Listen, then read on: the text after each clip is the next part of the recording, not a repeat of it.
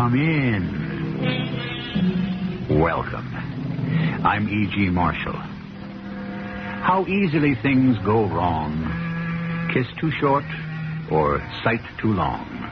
And there follows a mist and weeping rain, and life is never the same again. Yes, how easily things go awry. Without warning, without reason, and you're reduced to asking, what did I do? But most of the time, what you did doesn't matter. It's what you should have done and didn't. But there was a robbery, Lieutenant. Mr. Townsen claims nothing was taken. Mr. Townsen is lying. Why would he lie? I am telling you, a valuable piece of property was stolen from Mr. Townsen. And he denies it.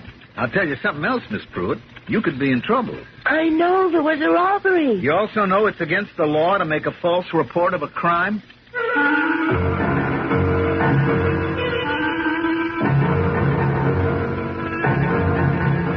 Our mystery drama, The Death Disc, was written especially for the Mystery Theater by Sam Dan and stars Tammy Grimes.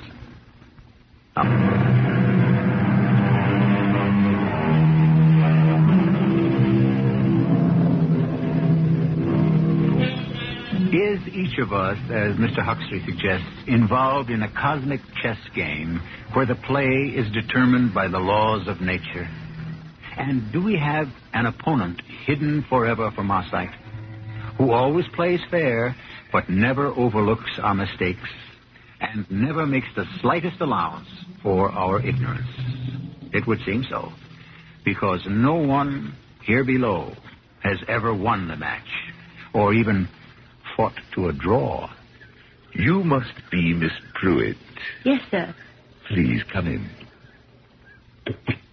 This is a most charming place, Mr. Townsen. It's rather small, but adequate for an old bachelor. That table. And the commode. I don't know what to look at first. The chair. It's Louis XIV, isn't it? Literally. Actually, this is one of the pieces from the palace at Versailles. Won't you join me on the terrace, right through this door? What a spectacular ocean view. Yes, I sit out here for hours. And the mountains in the background. Mr. Townsend, inside and out, you have the most magnificent home I've ever seen. Thank you. Now, let us sit at the table for a moment. Just push those papers and books aside. I hope I haven't interrupted. No, I was just busy with my junk tray. Junk? These pieces spread out here. What do you think they are? They look to be little objects of gold. They are gold, aren't they? Purest gold. Some of it appears to be jewelry. Primitive jewelry. Some of it is. Some happen to be artifacts I have been attempting to classify. Just to choose something from the jumble of this little thing here. Now, what do you suppose it is? You say it's pure gold. It looks like a disc of some sort. Well, it is. It's a death disc. It was used by the judges of an ancient Sanskrit people. The person would be informed of his death sentence when the magistrate handed him this disc of gold. Oh. I think it's superior to the British system where the judge would put on a black cap. It's fascinating. Do you really think so, Miss Puit? Or are you just trying to make me feel good? But it is fascinating. Forgive me. You're here, of course, about the job, and I'm using you as a captive audience, compelling you to listen while I ramble on and on about my esoteric hobby. Well, now, let me put the death disc back on the tray, and we shall attend to business. Now, as you know, I am the trustee of the Martindale Foundation. Yes, sir. It is my responsibility to hire an executive director. But what do I know of these things? So I depend on the guidance of others. Paul Carby, my attorney, is quite impressed with your qualifications. Mr. Carney is very kind. And very knowledgeable. I trust his judgment. And so you can relax, Miss Puit. This interview with me is merely a formality. I know I can do a good job, Mr. Townsen. Oh, so do I. Now, all that's left to discuss, I suppose, is your salary. Excuse me, please. I always forget to bring the extension outside.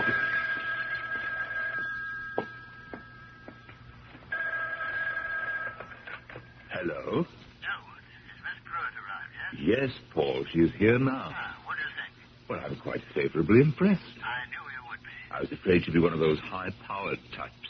Selma Puit? Never. One of those abrasive, liberated women. I'm not trying to push you, Elwood, but the work of the foundation has to go on.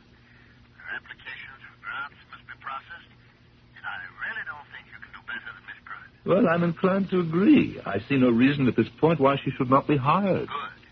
Then you'll send it to me, and I'll get the paperwork started. Yes, I think so. Wise choice. Talk with you later. Goodbye, Paul.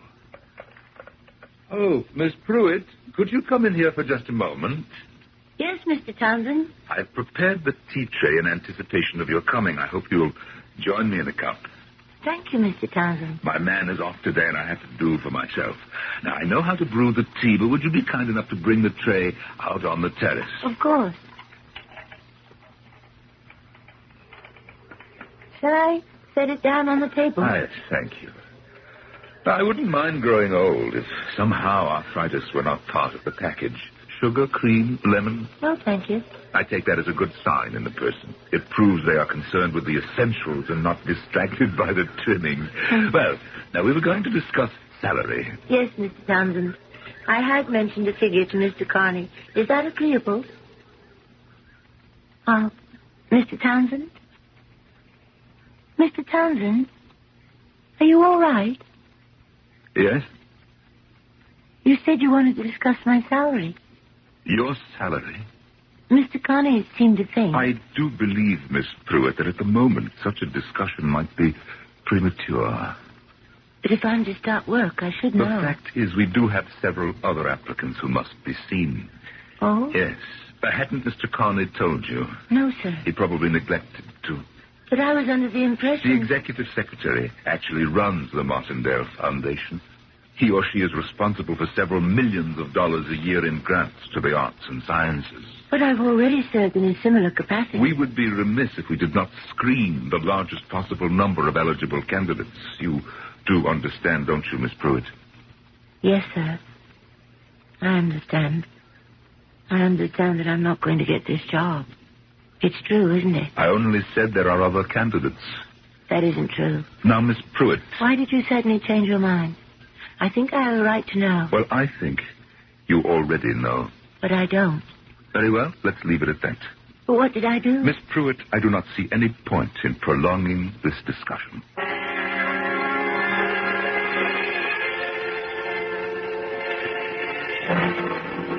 I don't understand it, Mr. Carney. I don't understand at all. Well, what happened? I don't know. I spoke to him on the telephone. He said you were hired. That's what I thought. We were getting along famously. And suddenly, he just changed his mind. Why? I can't even imagine. Well, what did you say? I didn't say anything. Must have said something. I think, even the most trivial seeming remark. I said no to cream, sugar, and lemon. He approved of that. Did you say anything else?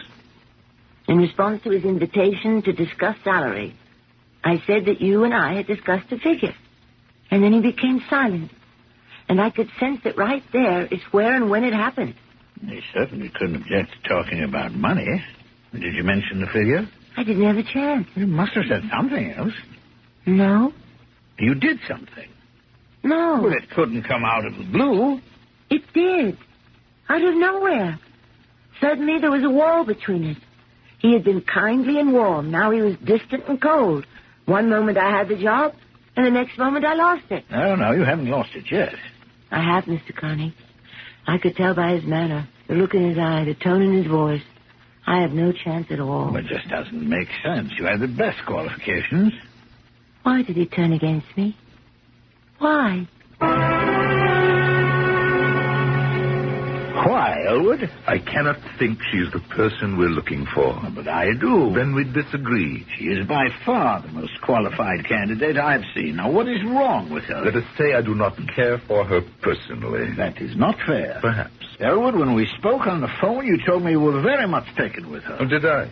Well, that was a first impression. And like most of its type, it turned out to be wrong. But you spent only a few moments with Miss Puit.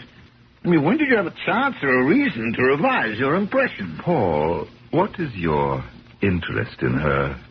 Interest? You asked me to screen candidates for the job. I only met Miss Puit the other day. You still haven't answered my question. I I see no reason why she shouldn't be hired. I think you're doing her an injustice. Does it strike you she may be doing me an injustice? I don't see how. Well, you seem to take the position that I am being arbitrary, capricious. And aren't you? No. Now, I decided not to employ her for a very good reason. Actually, the best in the world. Then why didn't you tell her? There is no need. She is aware of it. She insists she doesn't have the slightest idea. Oh, does she? In that case, I can only say she is lying. Elwood, tell me what it is. I prefer not to discuss it.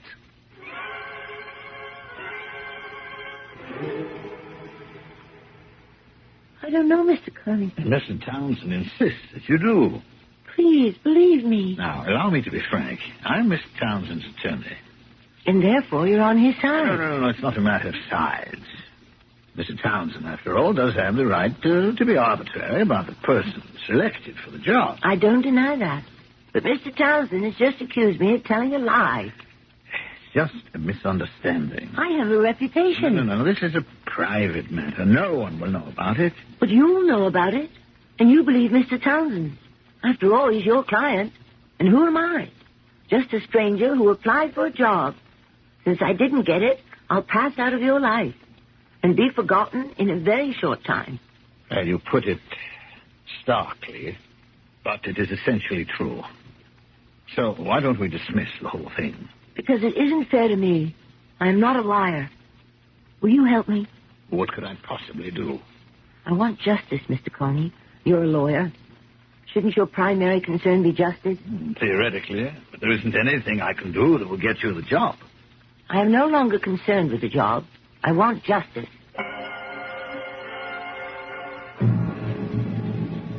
Miss Puit, I consented to this meeting against my better judgment. Judgment, better or worse, should be suspended at this point until we establish the fact. There is only one fact, and it is perfectly obvious. And what is that? Miss Puit can tell you. If there is something I should know, I am unaware of it.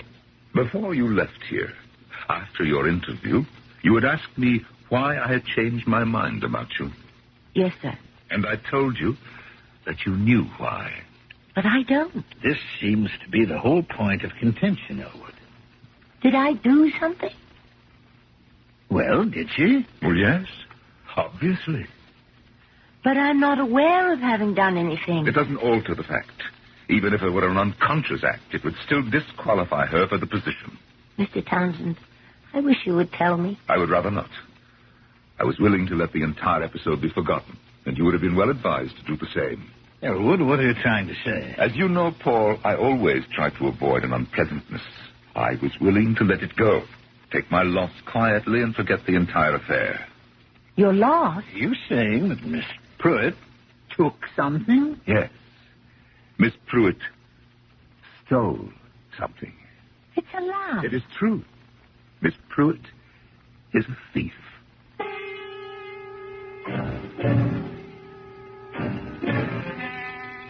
Really? We weren't quite prepared for this one. But if it's true, what did Miss Puit steal? Or more to the point, why? Or, if you want to explore the other end of the tunnel, if she's telling the truth, then Mr. Townsend must be lying. And again, we must ask, why? You can see we're asking enough questions to keep us hopping all the way through Act 2, which shall arrive here shortly. Truth is elusive. Reality is ephemeral. And even illusion is illusory. According to the philosopher, there's practically nothing you can hold on to in this world here below. What happens when two apparently respectable people accuse each other of lying? The obvious answer is that one is wrong and the other is right. But could they both be right? Could they both be wrong? Could they both be both? Mr. Townsend, I am not a thief. Very well, Miss Puit. No, it's not very well. Elwood, what did she steal? Listen to what you just said. Do you believe him? Mr. Conley and I have known each other for many years. He knows of my respect, actually of my reverence for the truth. What did I steal? But since you intend to brazen it out... I resent that word. Now, look, we've all gone too far to back out now. Suppose you tell us what it is, Elwood. Well? I know what you want, Mr. Carney, to think of me, Miss Puit. That I am a rich, influential, capricious man who is using his power to torment you. I couldn't have said it more directly. Actually, I'm trying to protect you. From what? Suppose I acknowledge the fact publicly that you are a thief. It could destroy you. I'm an old man. I don't want to have that on my conscience. I was tempted to do that when I caught you. What did she steal? Nothing. The death disc. It's a lie. Why? That gold symbol of ancient Sanskrit justice. She stole it. Now, it's out in the open. What do we do about it? Now, Miss Puit, what do you say to this charge? It isn't true. You're an attorney, Paul, an officer of the court. We have here the fact of a theft. Do we paper it over, hide it under the rug? I was willing to do that, but Miss Puit refuses to allow it. Mr. Townsend, I did not take your precious disc. Believe me, what would I do with it? At today's gold prices, it's worth well over $1,000. As an historical object, its value is infinitely more. Well, what makes you think I stole it? Because it isn't here. It isn't on the tray. You were with me all the time. When would I have had an opportunity to steal it? Let me refresh your memory. We were sitting out on the terrace. I showed you the disc. You held it, examined it. And I gave it back to you. Yes. And I returned it to the tray. You admit that? But then, Miss Puit, the telephone rang. It was Mr. Carney's call. I went inside to answer. And then you called me in to help you with the tea thing. Yes. But for at least a minute, you were alone. During that interval, you decided to steal the disc. No. Why would I do that? It was perhaps a sudden, uncontrollable urge. How could I expect to get away with it? It was the smallest, perhaps the most insignificant of all the objects on the tray. And there is such a mass, so large a clutter of things you thought I might not notice. But I didn't take it. It isn't here. We both agree it was there when I went inside to take the telephone call. You were left alone with it, and now it is gone. The fact speaks for itself. Well, Miss Puit... Why are you looking at me like that, Mr. Carney? I'm very sorry. You believe I'm a thief. Suppose we say no more about it. If you say I stole it, then you should call the police. Such an accusation might be difficult. Perhaps impossible to prove legally. Then it shouldn't be made at all. And, of course, we do have this possibility. You could sue Mr. Townsend for false arrest, defamation of character. What are you saying, Mr. Carney? As a lawyer, I am merely stating legal possibilities. But do you believe what you're saying? Come, we are prolonging an unpleasant situation. Now, if you will all excuse me, the matter is closed.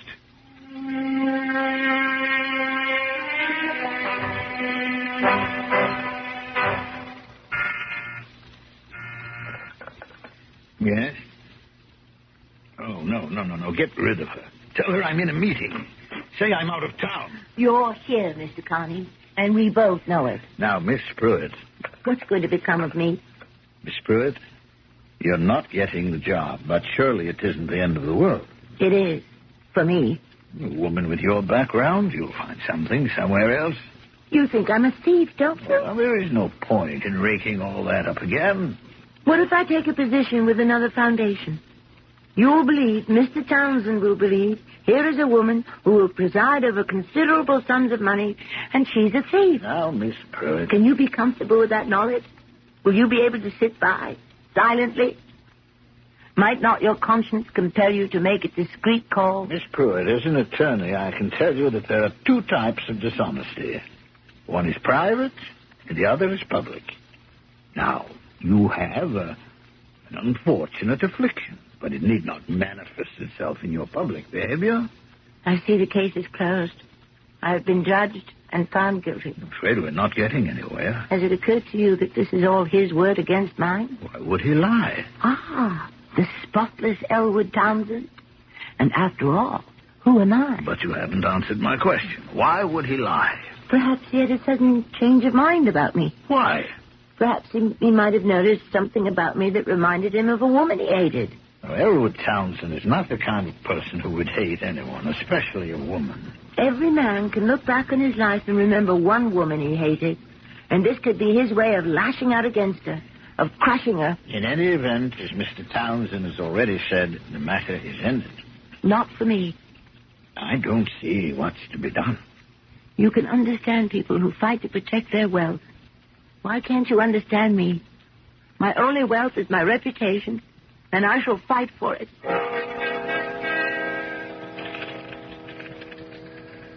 Yeah. Lieutenant Stovall? Joe Stovall, that's me. What can I do for you? I was directed to you. Well, this could be your lucky day. What happened? I wish to report a robbery. Mm-hmm. Okay, what's your name and address? Selma Pruitt. I live at 7648 South Crescent in Lawrence. Oh, that's a nice neighborhood.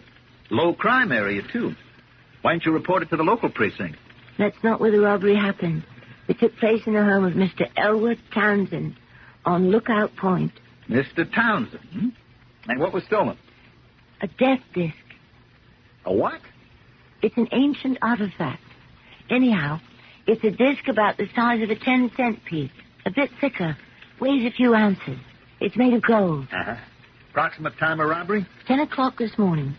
It was removed from a tray of similar objects that was resting on a table on Mr. Townsend's terrace. Only that one piece stolen? Yes. Why? I don't know. You know how it could have happened? No. Any suspects? Yes. There's one. Who's that? Me. I'm suspected by Mr. Townsend of stealing that disc. Wait a minute. Now, let me get organized here. I was under the impression you were an employee of Mr. Townsend's. You were coming here to report a robbery. Now it turns out... Look, why would you want to come here and tell me that you're suspected of committing a crime? Because Mr. Townsend refuses to accuse me. Oh. Yeah. Yeah. Look, would you excuse me for just 1 minute? I just remembered I have to deliver these papers to the inspector. I'll be right back. No, Lieutenant.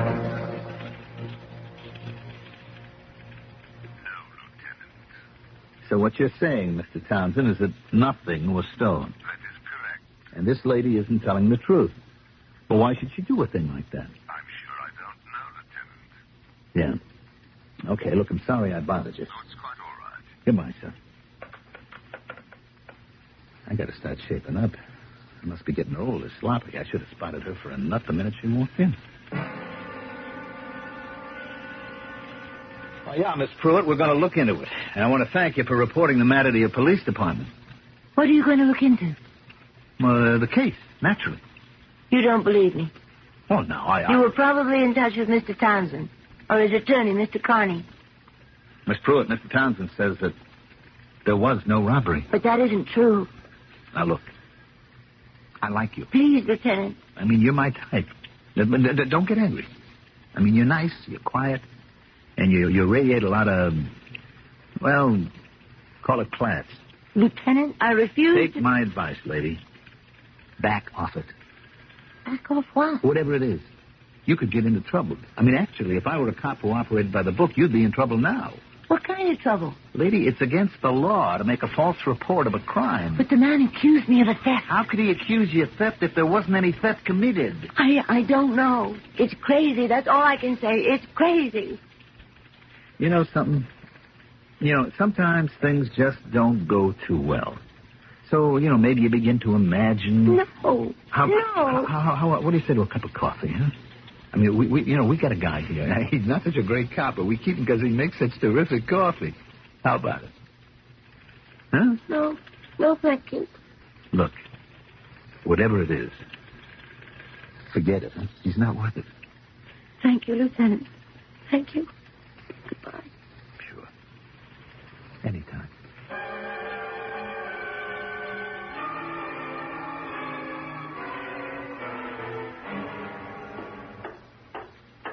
Lieutenant! Hey! I found your address in the phone book. I rang the bell. No one answered.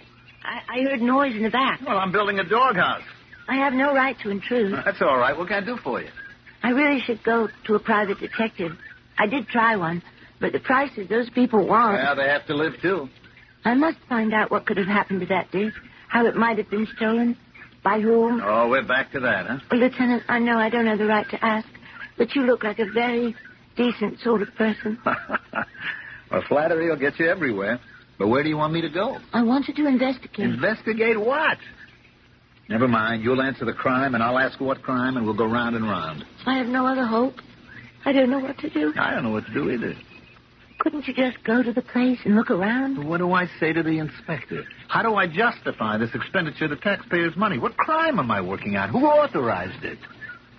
I mean, it's a giant machine, Miss Puit, and all us little cogs always have to be revolving in place. I'm sorry I bothered you. I just thought... On the other hand, what's to stop me from taking a ride out there on my own time? Maybe I'm just going down to the beach on a picnic, huh? Oh, Lieutenant. Lieutenant. Do you mean you'll help me? What can I do? I'm a sucker for a pretty face. I don't have a pretty face. Oh, that's because you don't think so. Hey, maybe that's your problem.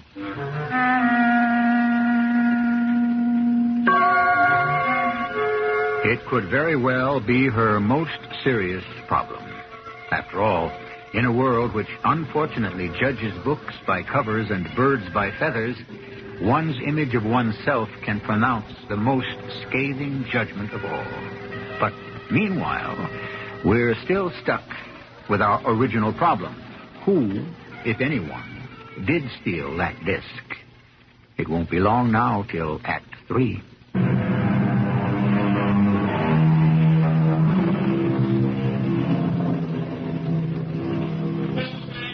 We have to concern ourselves with the basics.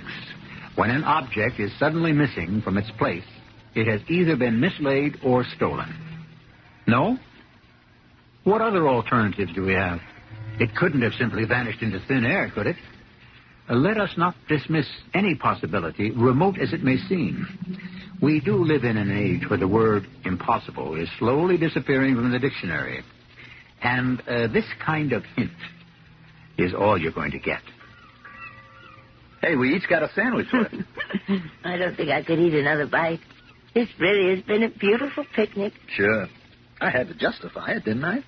You're fond of that word, justify, aren't you, Lieutenant? Well, I always have to have a reason for everything, even if I'm not aware of it. You don't go out on a lot of picnics, do you, Miss Puit? How could you tell? No, you don't look comfortable. But I'm really enjoying this, honestly. Would I be stepping out of line if I said that you don't go out much, period? I had a reason for asking that. Yes? I mean, I want to get a line on the kind of person you are. I see. To answer your question, I haven't gone out much, no. Why? Is all this also in the line of duty, Lieutenant? Well, it's in the off-duty line of duty situation that we find ourselves in. Some girls get asked out a great deal. Some girls don't. The ones who don't look for other ways to fill their time. And they find them. I decided I'd become rich. Since I had no money to begin with, I studied finance in college. I got my MBA degree. I went into jobs where I had to handle money. But none would ever be mine. However, by that time, being rich didn't seem to matter much anymore. Meanwhile, you were too busy to go out. After a while, you just get out of the habit. MBA, that means Master of Business Administration. Mm-hmm. You know, I never went out with a girl that had one of those before. I don't think I ever went out with a girl that had any kind of degree. I can't tell you how grateful I am for... For what? Oh, for you being interested. For trying to help me. I haven't done anything yet. That's the house, way up there, isn't it? Yes. What are you going to do? Now, talk to him. Maybe that's the best thing. We'll just go up there, face him, and have it out. No. You better stay here. I don't think he'd appreciate seeing you just now. Let me see what I can do.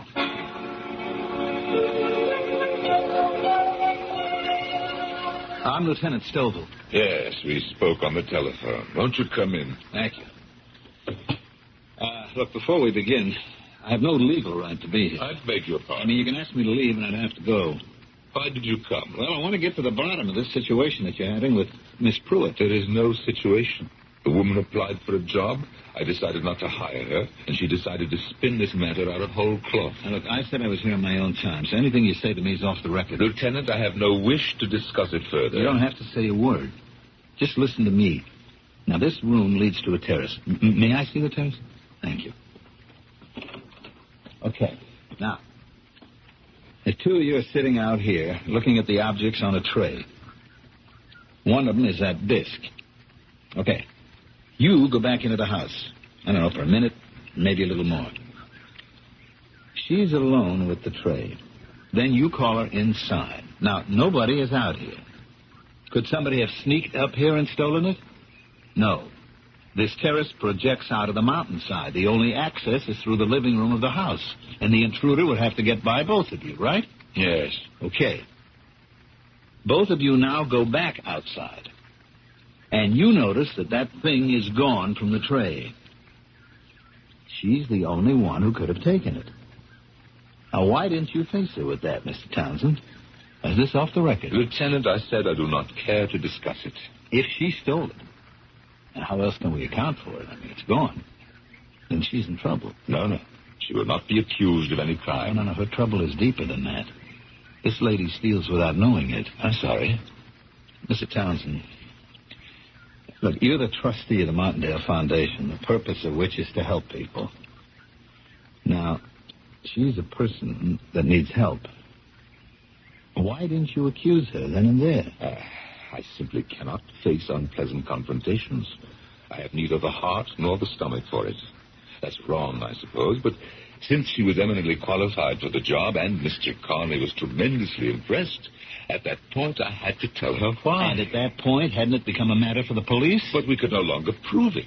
She'd had ample opportunity to dispose of the disc or hide it. Mr. Townsend, you may have had your personal feelings, but you also have your duties as a citizen. Now, just a moment, Lieutenant. A crime was committed in your presence. You deliberately closed your eyes to it. Now, had you held her to the police, we would have found the evidence on her person. Well, I did not want her to go to prison. She'd have been forced to face up to basic facts. And she'd have been sent away to a place where she could be helped. Well, I'm sorry. Perhaps you're right. Well, will you help her now? How? She needs treatment. It'll cost. I understand. But if she is so thoroughly convinced of her innocence, how can she be convinced of treatment?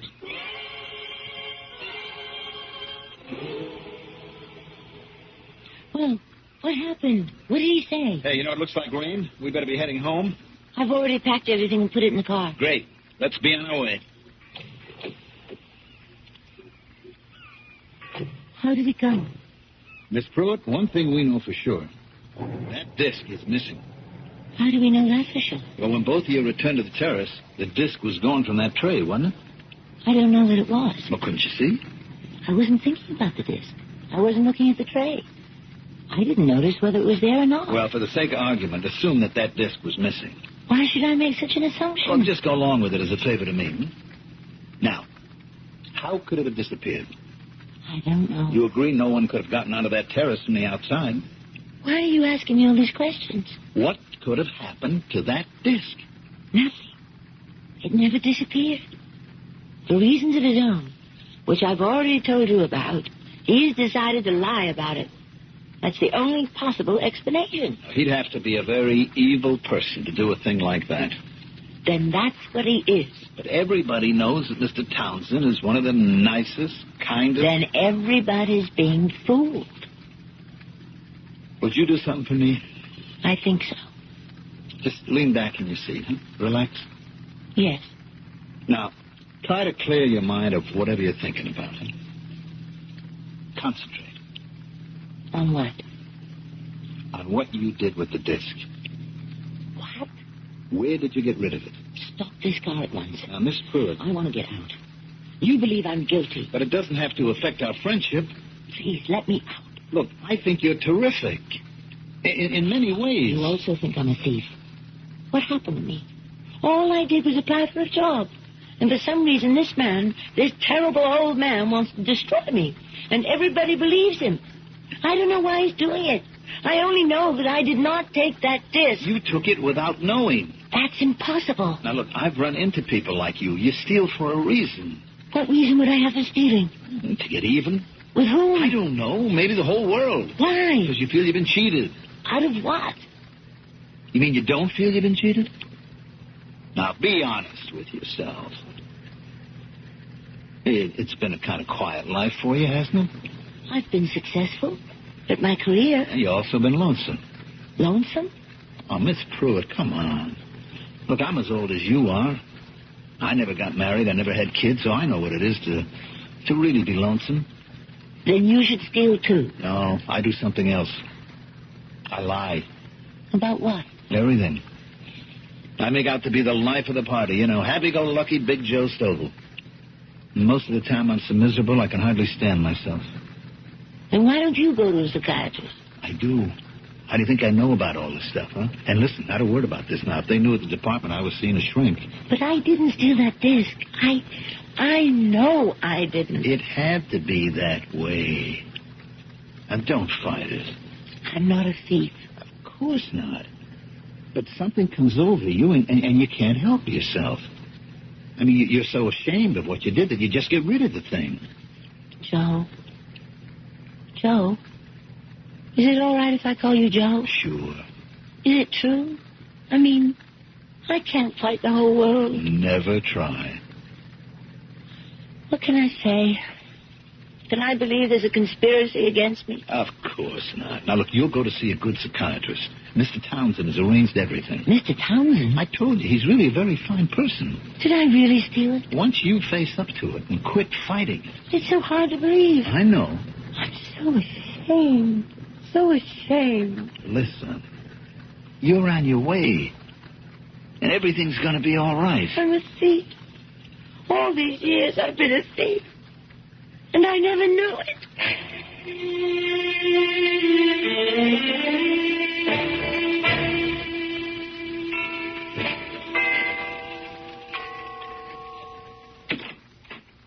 Are you Mr. Townsen? Yes? Mr. Aspinwall at the museum suggested I call on you. My name is Glover. Russ Glover. Please come in, Mr. Glover. Now, won't you sit down? I can only stay a minute. Could you tell me what this is? This golden disc. Where did you get it? My wife and I have been fishing up here. You've got some great trout streams in these mountains. You ever try The disc. Where did you... How did... Some of them, though, are kind of narrow. Anyhow, I'm making a cast when my line gets snagged in a tree branch. So I climb up. Now, there's a bird's nest on this branch. My wife says it's a magpie. She knows about this stuff. Yes, Mr. Glover. And I see something very shiny. I take a look, and it's this disc. My wife says those birds are thieves. They see something bright that attracts their attention, and they pick it up and take it home. Yes, I see. So it's got this kind of funny inscription on it, and I take it to the museum. And this Mr. Aspinwall says, you got one just like it. Yes, I had one just like it. It is an ancient Sanskrit death disc.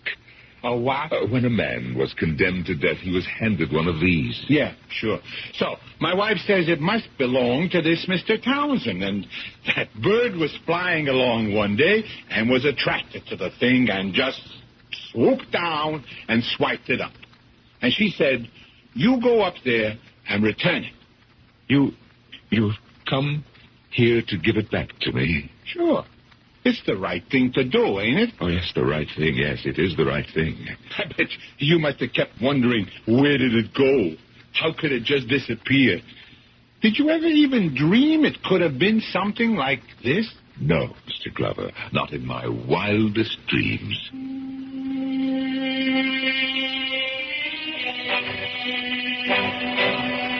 May I come in, Miss Puit? Oh, yes.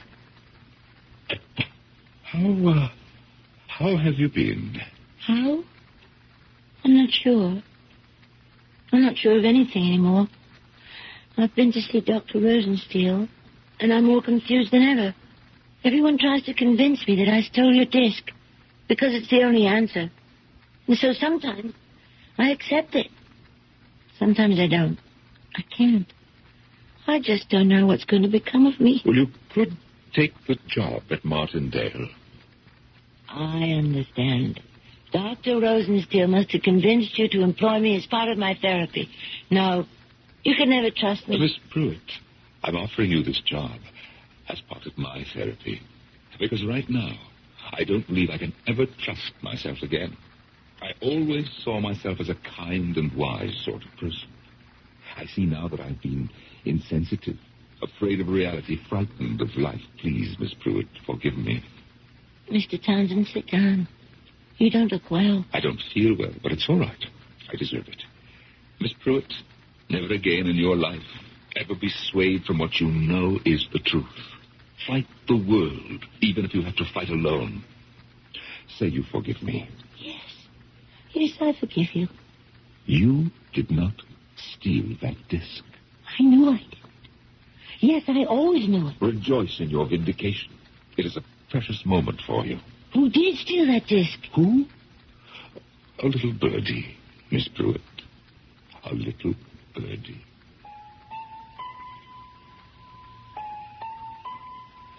A little birdie, an unexpected visitor from the sky. But that's how so much of life goes. Don't you agree? Fate, change, the unexpected. We think that we plan, that we provide for, that we prepare, and in many cases we do, and in just as many cases we do not. We may not be quite like leaves at the mercy of the wind, but we're not too far from it. I'll be back shortly.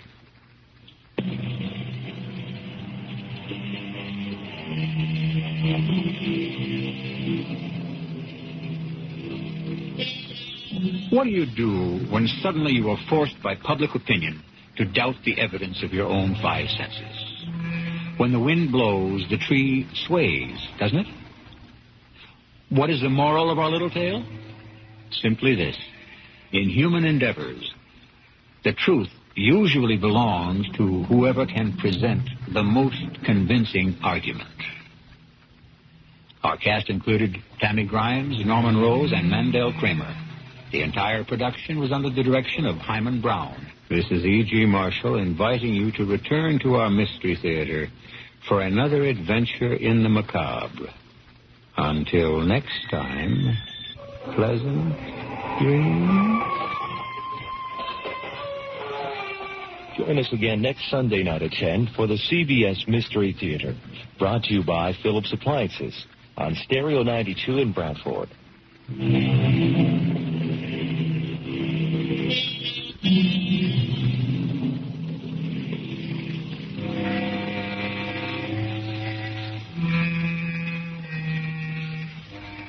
CBS Radio Mystery Theater presents...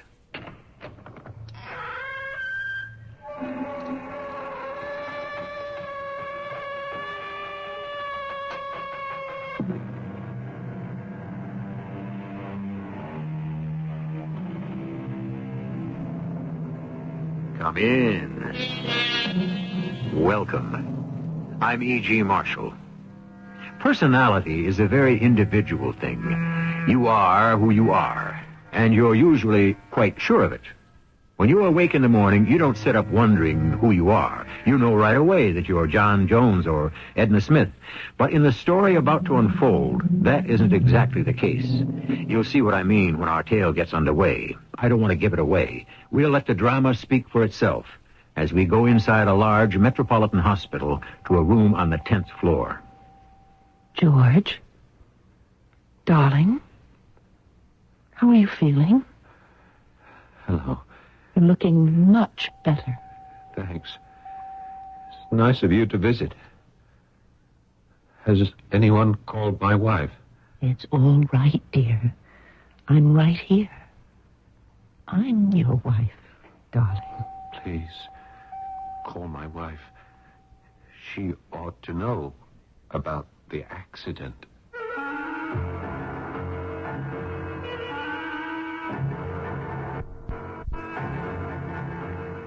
Our mystery drama, A Second Chance, was written especially for Radio Mystery Theater by Bob Jurin and stars Paul Hecht and Bob Caliban. I'll return shortly with Act One. Kodak brings the instant to life. Kodak wants to offer you some instant fun money for a limited time only. Get a $10 rebate when you buy either the Kodak Colorburst 250 or the new Colorburst 350 instant camera. With either instant camera, you get the sharp, rich, vivid color pictures Kodak is famous for. See your photo dealer for details about Kodak's $10 fun money offer. Kodak brings the instant to life. The new breed. The brave men and spirited women who settled in a land teeming with promise. They were the immigrants who would forge an independent nation out of the colonies of 17th century America. The New Breed, a new historical novel from the producers of Wagons West. Read The New Breed by Douglas Elliott, the first in the all-new American Patriot series in paperback from Ballantine Books.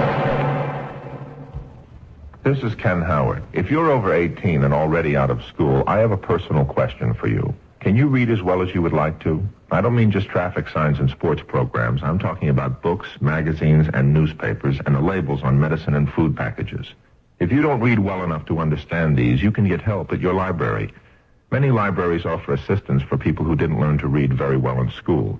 If they don't have the programs themselves, librarians can often recommend a local tutor, self-help books, or even televised instruction that includes other subjects as well as reading. 25 million Americans have trouble reading, and some of them don't even realize it, or they're too embarrassed to ask for help. If you are one of them, don't waste your mind any longer. The libraries in your area are waiting to help you. You just walk right in and ask for books on any subject that interests you, whether it's basketball, basket weaving, or the mystery of the Baskervilles. You name it, the library has it. They've got your number. Now you get theirs and give them a call. A public service message of the American Library Association.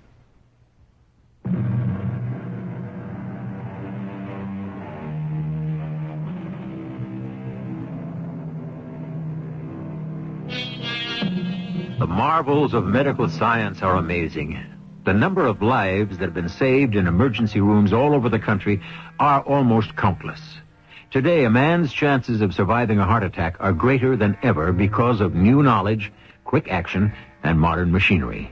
George Carswell was playing cards with his wife and friends when he was hit with a sudden blow to the chest.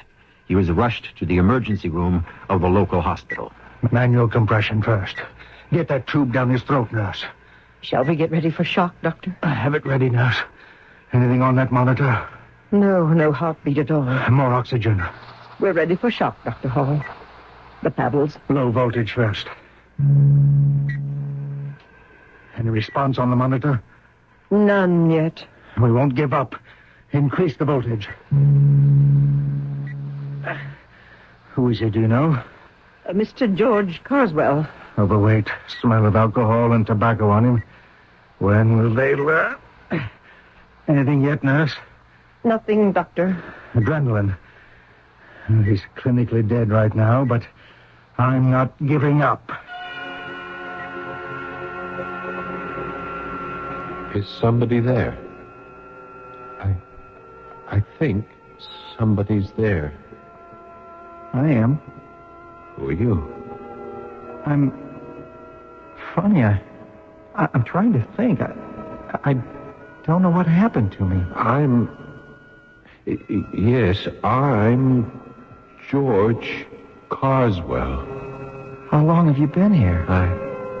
I don't know. I can't figure it out. I don't know where we are. Something's coming back to me. Marlin. Yeah, the name Marlin. Henry Marlin. That's who I am. But that's all I remember. I know my name, but nothing else. What happened to you? I don't know. I can't see you. I can't see you. I wonder why. I can hear you. Or rather, I can feel your presence. How did you get here? Do you know? No. I don't remember a thing. Mind's a blank. I feel awfully peaceful, though. I seem to remember something now. Cards. playing cards. I don't remember a thing. I wonder how we got here. I wonder where we are. You feel a sort of tugging sensation? No? It's like I was being pulled somewhere. Hey, don't leave. I don't want to be left alone here. I can't seem to do anything about it. A force. Hey. Pulling. Please.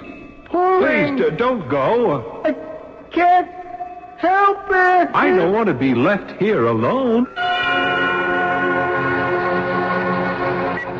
Another minute and it'll be too late. Still not breathing. It's been 7 minutes, Doctor. I'll keep at it. I won't give up. Get another syringe ready. Dr. Hall, there's a pulse. Faint. Come on. Beat. It's there. A definite pulse. Lips on the monitor. There it goes. Oh, look at that beat. We've got him back.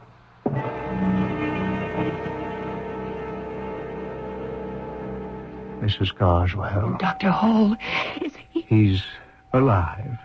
Oh, thank you. And thank God. Please, sit down. Your husband had a very close call. He was clinically dead for 7 minutes. He's critical. Will be for some time, but he is alive. And I give him a pretty good chance. He had no history of heart disease. No, he was never sick a day in his life. We were playing bridge with the Maxwells, and suddenly George just dropped his cards. He tried to stand up, and he collapsed over the table. Uh-huh. May I see him? For a moment. He's unconscious. You can look in on him, but don't speak. Sometimes the subconscious will respond, and I want complete rest and quiet. He's in intensive care now. Why don't you go home? I'll call you when he comes to. Oh, no. I would rather stay, no matter how long it is. I'd go crazy at home. I'll be back around 10 in the morning. They know where to reach me if there's any change.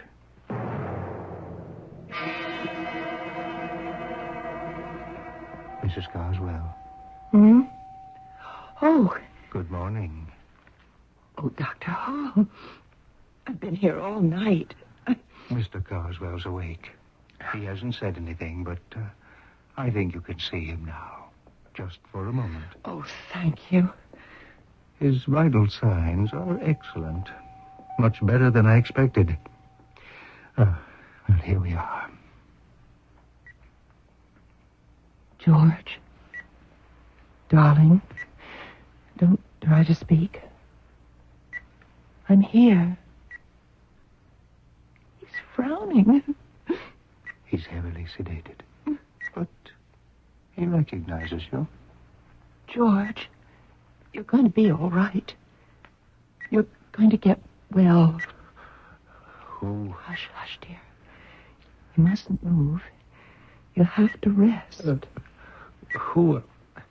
Mrs. Carswell, step outside with me for a moment, please. There might be some brain damage. Oh, no. He was clinically dead, you see, and when the brain is deprived of oxygen... Yes, I know. I've read about that. Oh, do you think... I can't say anything until we've run some tests, and that will be a while. We've got to build up his strength first. Well, of course. I'll have you taken home and have that good cry. You've been under a terrible strain. Let the tension go.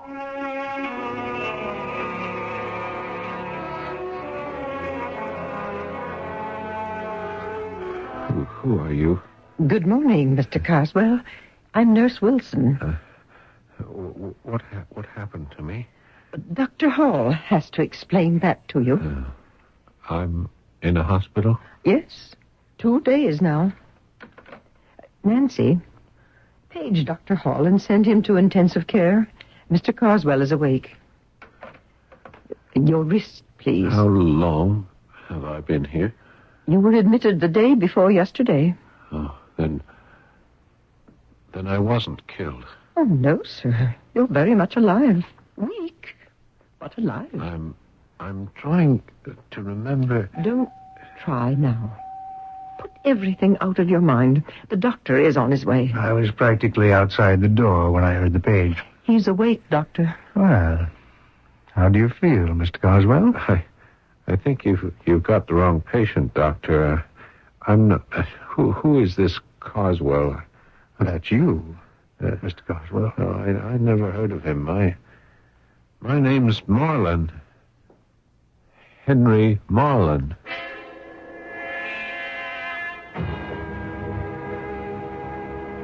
Mrs. Coswell, he keeps insisting he's someone called Henry Marlin. Has he ever known anyone by that name? Not that I know of. I've never heard the name. His confusion is natural enough after what he's been through, but this is the first time I've had a patient come out of it thinking he was someone else. They're sometimes vague, can't remember. Talk to him carefully, Mrs. Coswell. Try not to get him excited. I'll try. Yeah, someone to see you. George, how are you feeling? Hello. You're looking much better. Thanks. It's nice of you to visit. Has anyone called my wife? It's all right, George. I'm here. She ought to know about the accident. You'll be all right soon. Who are you? Why do you keep calling me George? Oh, dear. One moment, Mrs. Coswell. Oh, if only I could get up. It's too weak. Please call my wife. Where? Where can we reach her? There's my wallet, identification. Oh, I don't know. Maybe it was lost. In the accident. What accident, Mr. Marlin? Well, that's why I'm here, isn't it? The motorcycle accident. A blinding light. A car, I think. I can't seem to remember it all. You think you had a motorcycle accident? Oh, I don't know. I'm confused. Yes, I was riding my motorcycle. I don't know why. I was going somewhere. George doesn't have a motorcycle. Where do you live, Mr. Marlin? I'm trying to live. Spring Street, I think. Spring Street. Where? Here. Right here in St. Louis. You will call my wife, Doctor. We'll do the best we can. You rest now. Yeah, her name is Grace. Grace Marlin. She'd better know about my accident. We'll try. I'll have Miss Wilson bring you a sedative. Just rest, and we'll do all we can. Come, Mrs. Coswell. Please, call my wife. This is very hard to take. I'm sure it's temporary. He's a whole different personality. It's not just what he says, but the way he says it. He's just not George. He thinks he's in St. Louis. This Marlin must be someone he's had dealings with in the past, even though he's never talked about him to you. Will he stay this way? I don't know. When he's strong enough, we'll put him into psychotherapy. Try to draw him back to reality.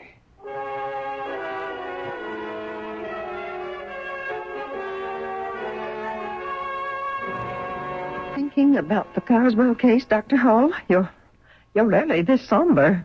Yes. It's doubly difficult, nurse. A heart patient has to be kept quiet and, above all, free from anxiety. Coswell's delusion is upsetting him. Could it be some sort of amnesia in reverse? Instead of forgetting who he is, the shock of the heart attack made him suddenly remember another past. It seems to me the only possibility at the moment. Mrs. Coswell says he's never mentioned the name of Henry Marlin or being in St. Louis. They were buried in his psyche. I want to do something, and I'm afraid to do it. Can I help? I have the strongest desire to try and see if there is a Mrs. Grace Marlin in St. Louis. I think you have to.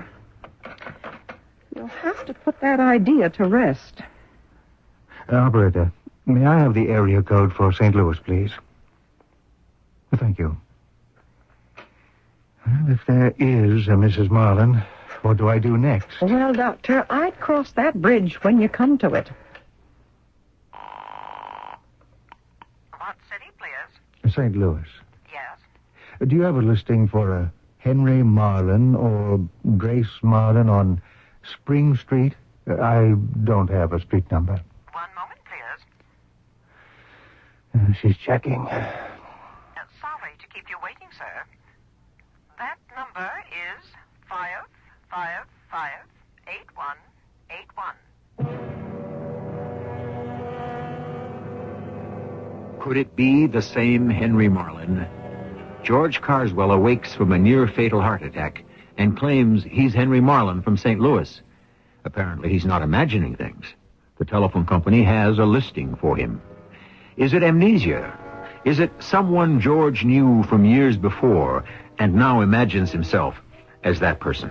Or could something uncanny have happened on that operating table? If you're thinking what I'm thinking, we'll find out the answer when I return with Act 2.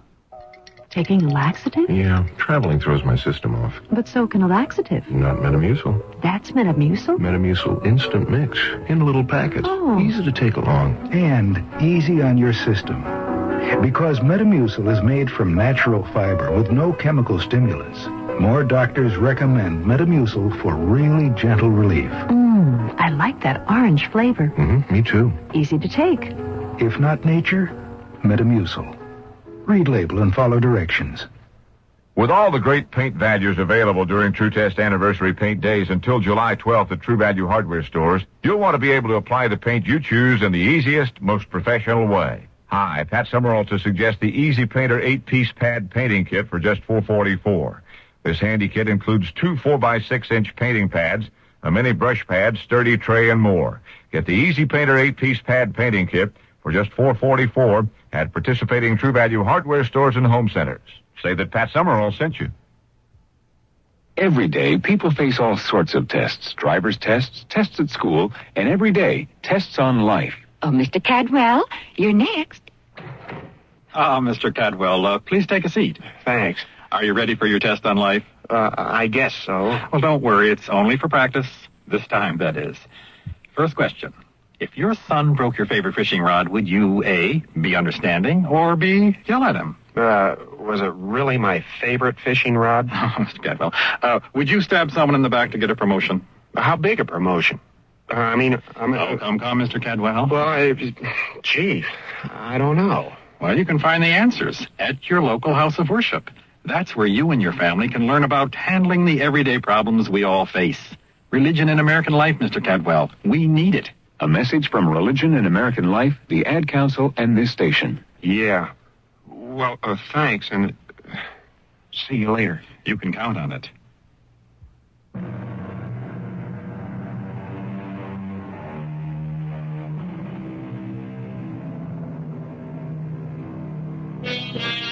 A doctor has a difficult decision to make. The man he saved from a near-fatal heart attack claims to be someone else.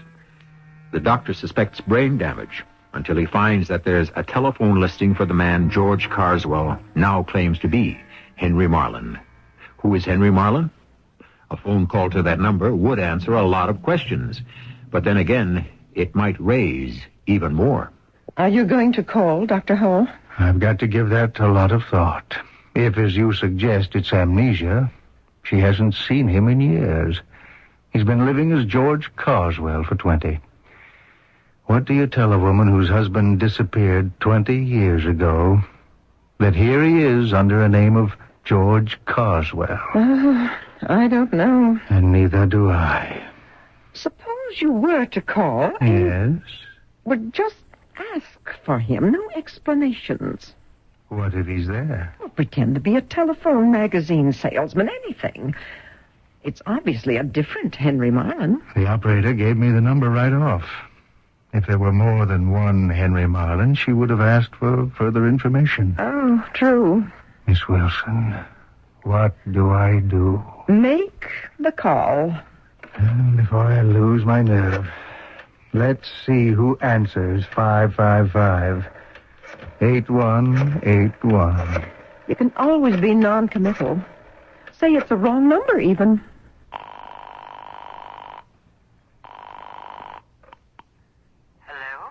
Yes, is this the Henry Marlin residence? Yes. Is Mr. Marlin there by any chance? Mr. Marlin died 3 days ago. Died? 3 days ago? Who is this, please? I'm Mrs. Marlin. Could you tell me how he died? Are you a friend of his? Not exactly. He was killed in a motorcycle accident at Three Rivers Bridge. A car went through an intersection.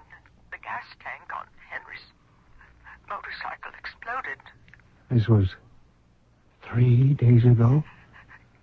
Yes. Oh, I'm terribly sorry. I'm sorry to have troubled you. Who is this calling, please? Goodbye, Mrs. Marlin. He died 3 days ago, consumed in a fire. 3 days ago? Yes, but it's not amnesia or brain damage. Whoever this Henry Marlin is, we brought back his personality when we brought George Carswell's body back to life.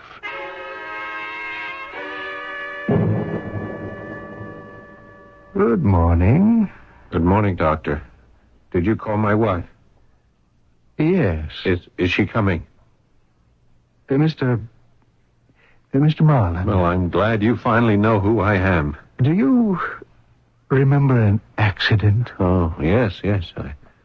I was riding my motorcycle and then out of a side street, a car.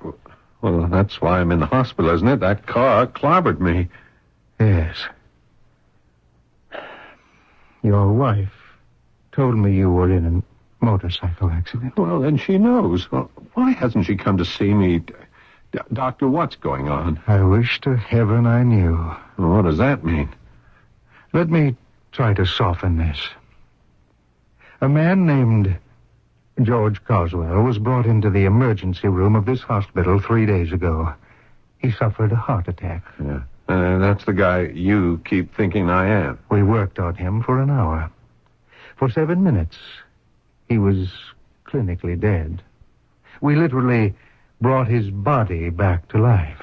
Oh, I'm glad for his sake. We brought George Carswell's body back to life, but here you are. You're telling me that... I'm going to give you a mirror.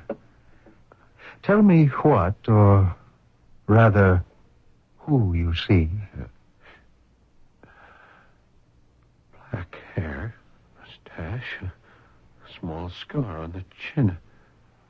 A face I've never seen before. George Carswell. No.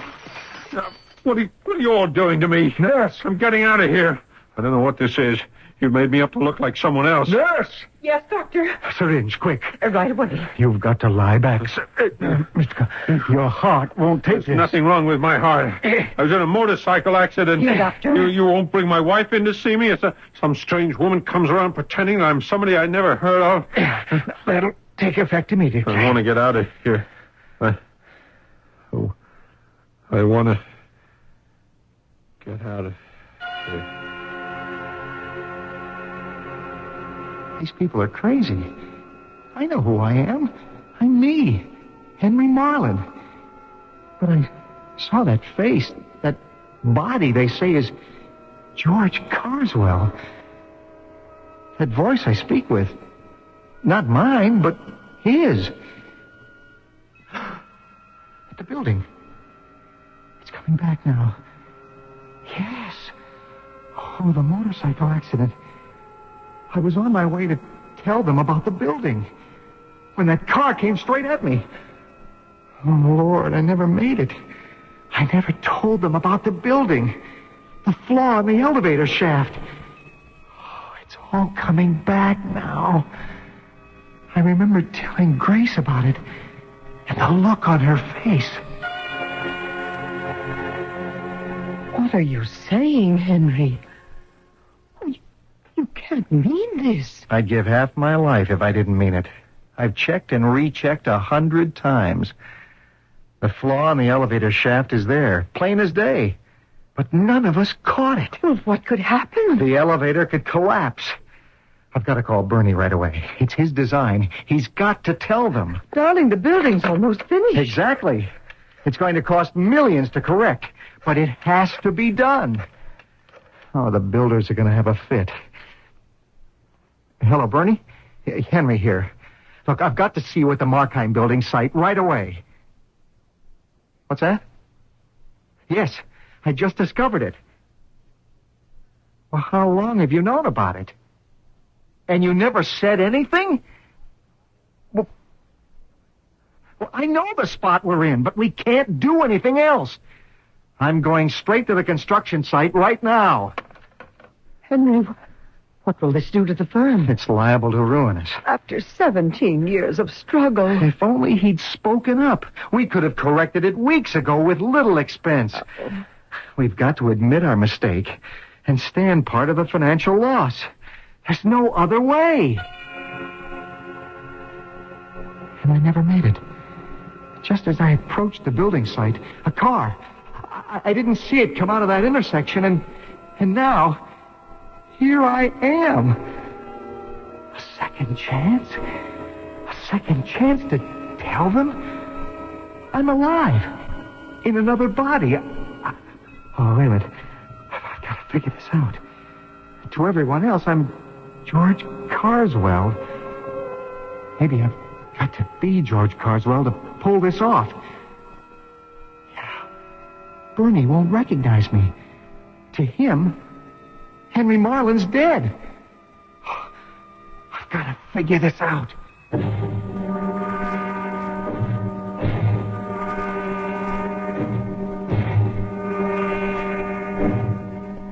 Good morning. Hello, Doctor. Nurse tells me you had a quiet night. Now, look, Doctor, I got to get out of here right away. That's impossible. I must. It's something I have to do, and I can't do it by phone. You've got months of recuperation ahead of you. We can't take chances with that heart. You mean his heart?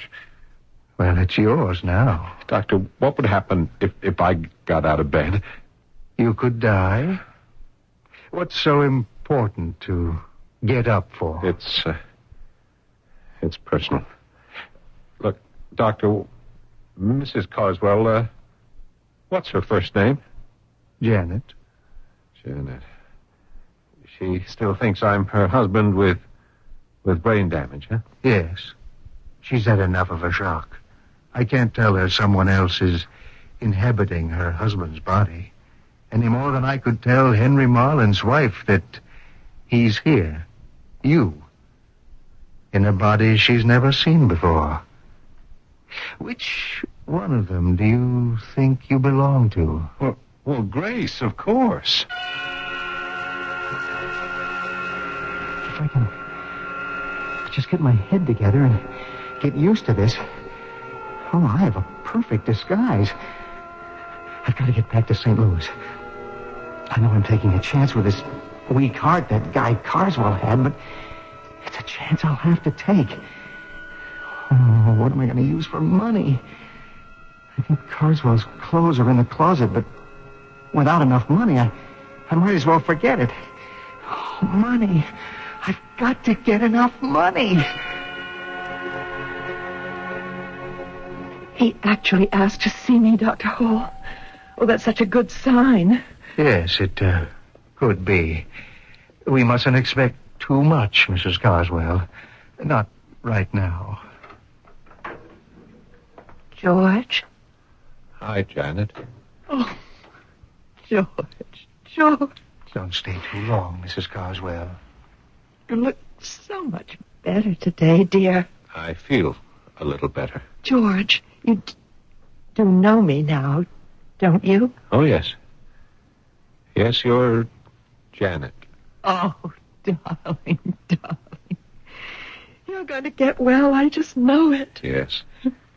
Oh, Janet. What? The money for the hospital, the doctors. Well, that's all taken care of by your insurance, darling. You know that. Now, don't you worry for a second. Yes.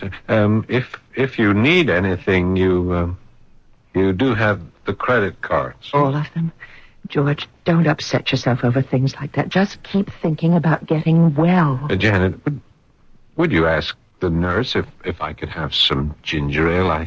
I'd like some ginger ale. I'll get it right away. I've only got a minute. Act fast. I can just reach her purse. There. Wallet. Oh, good. Oh, the credit card. She said the credit card. And his signature on it. Oh, what luck. That's all I need. And $30 cash. Oh, she's coming back. I must get the purse back. Here you are, dear. There's no ice, I'm afraid. The nurse said nothing too cold. Oh, that's okay. Is there anything you'd like from home, George? No, I don't think so. Oh, what happened to my clothes? They're in the closet here, I think. Oh. Yeah. Here they are. Jack, I'm feeling tired. If you don't mind, I'd like to try and sleep, huh? Well, of course. I'll be back tonight. Clothes in the closet. Credit card. First get a cab to the airport and a flight to St. Louis. I've got to try to sit up. Oh, yeah. Not so bad. Little tinge where the stitches are. I wonder how tall this guy Carswell was. Or is. There. Standing up. Oh, a little groggy, but that's from a week in bed. More than a week now. I'll be able to make it. But getting out of here without being seen, oh, that's the big problem. How am I going to do that? Good evening, Mrs. Carswell. Visiting hours are almost over. I know, nurse. I won't stay long. I just want to say good night. Well, it's all right. Take a few extra minutes, if he's awake. Oh, he ate well this evening. I'm glad to hear that. I won't tire him. Miss Wilson.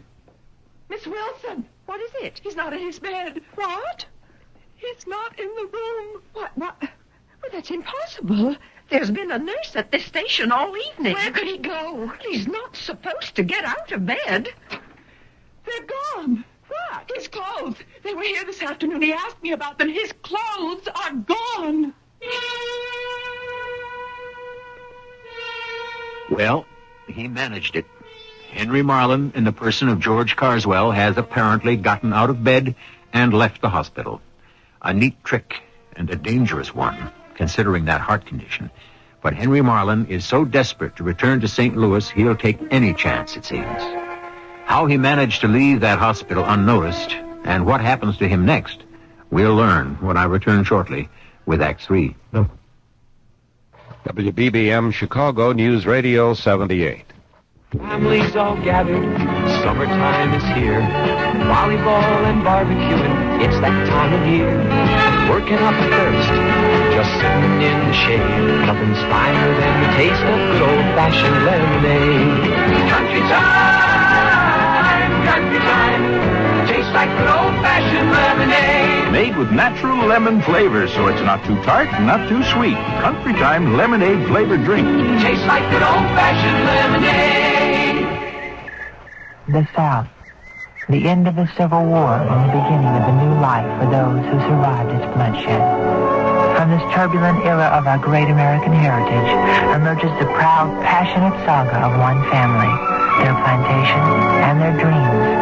Windhaven's Crisis by Marie Desjardins, the 8th book in the best-selling Windhaven saga. Windhaven's Crisis, new from Pinnacle Books, wherever paperbacks are sold. For the hungry of the world, life can be worse than death. Because living with hunger means living with disease, blindness, mental retardation.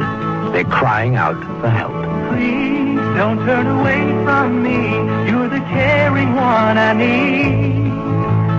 With your help, I know I'll grow. You will give me hope. 1/4 of the world's people lives with hunger every day. But there is hope. Right now, Protestant, Catholic, and Jewish relief and development agencies are working with people in 90 countries. Please, help them. They're getting food to the children and bringing life-giving skills to the adults, so the hungry of the world will learn to grow their own food. Send your tax-deductible contributions to the Interfaith Hunger Appeal, P.O. Box 1000, New York 10150. You are the hope of the hungry. Please give. A public service of the Interfaith Hunger Appeal and Advertising Council.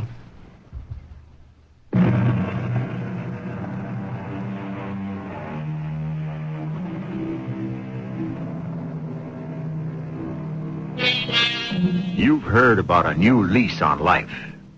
I wonder how many of us, given a second chance, would live our lives differently. That is, knowing what we know now. Architect Henry Marlin knew about a structural defect in one of his firm's buildings, but he died in a motorcycle accident before he could reveal it. He's been given that second chance through an inexplicable circumstance which finds him alive, but in the body of another man, a body with a weakened heart that hangs to life by a very fine thread. And he's taking an enormous chance with it. This is absolutely inexcusable. For any patient to leave unnoticed is inexcusable, but Carswell, a heart patient. We can't explain it, Dr. Hall. The nurse's station was never left unattended. I'm ordering a full investigation. If anything happens to that man, the hospital's responsible. We've got to find him. Security, Dr. Hall here. I want all exits to the hospital covered at once. A patient's trying to leave, and no visitors are to leave until Agnes Wilson gets down to the front entrance. Got that? It may be too late. He might be out of here already. Wilson, get down there right away and see if you can spot him trying to slip out with the visitors. Start letting them through and watch for him. Yes, sir. And send in Mrs. Carswell. Yes, sir. Mrs. Carswell, Dr. Hall wants to see you. Has he found George? Go on in. Dr. Hall, isn't anything being done to find my husband? Everything, Mrs. Carswell. He can't go far. He has no money. His wallet was put in the safe when he was admitted. But we must have a picture to show security and the police. Police? It's going to be bad publicity for the hospital, but his life's at stake. But I have a photo of him in my wallet. It's a recent picture. It was taken last summer at Lake George.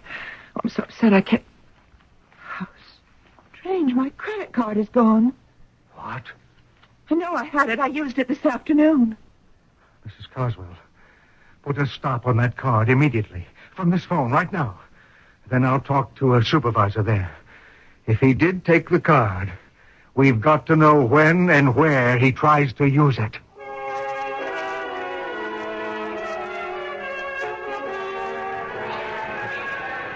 Yes, sir. St. Louis, please. One way. When's the next flight? 10:50, sir. Let me see if there's space available. Yes. I can book you on that flight. Name, sir? Carswell. George Carswell. All right, Mr. Carswell. That will be $186.75, including tax. Yeah, here you are. Credit charge. Very well, Mr. Carswell. One moment, please.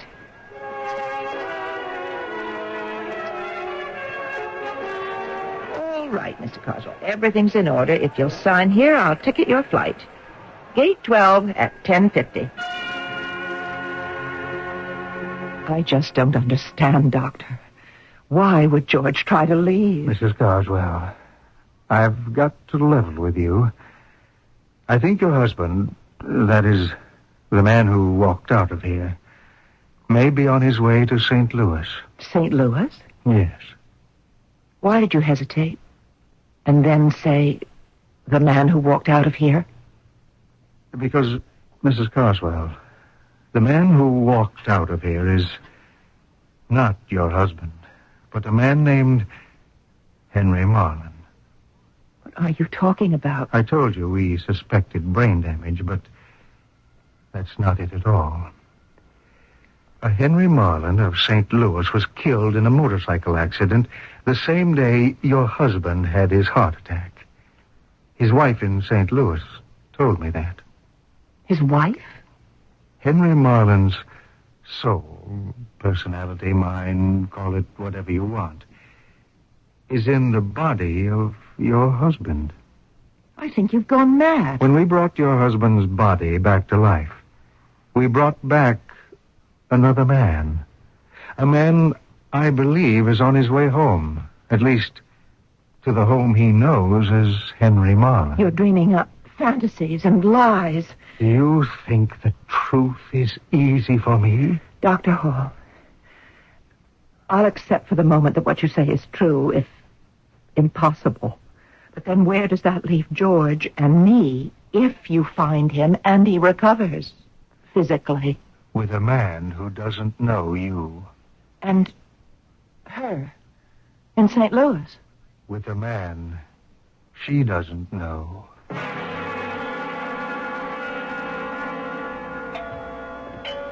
Coming. Yes?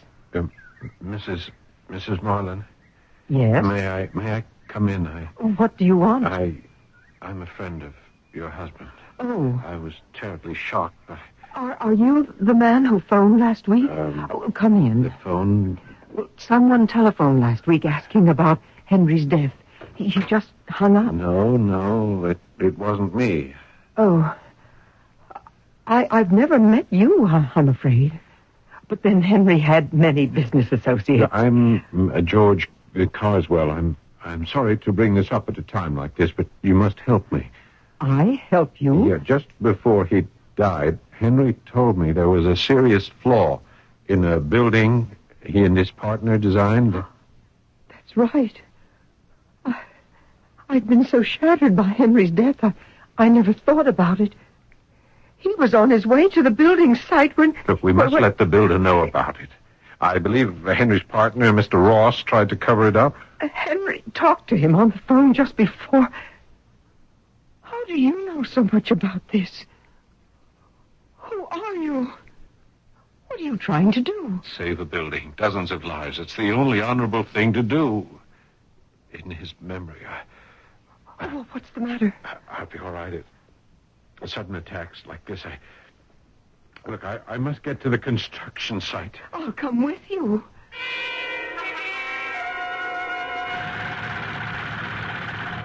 I must speak to the foreman at once. That's me, Charlie Jack. You gotta listen to me. I was a friend of Henry Marlin's, the architect. Come on inside the trailer. Can't hear you with all that racket out there. That's better. What's up? You've got to stop construction immediately. What? Get out the blueprints, page 31A, right now. Come on, do it. Hey, wait a minute. I don't know who you are. What right have you got? Please, he knows what he's talking about. Look, there's a serious flaw in the 8th floor elevator shaft. It has to be corrected now. Now, get out those prints. 8th floor? We're up to 20. Mr. Tucker, this man is right. Please do as he says. Well, wait a minute. Yeah. That's the book. Yeah, that's it. It's a page 31A. There, you see? Hey, you're right. Something here doesn't match. I better get Mr. Ross right away. No, call the builders. Tell them first. Hey, you don't look so good. It's all right. I'll be okay. Tell them first. Do it now.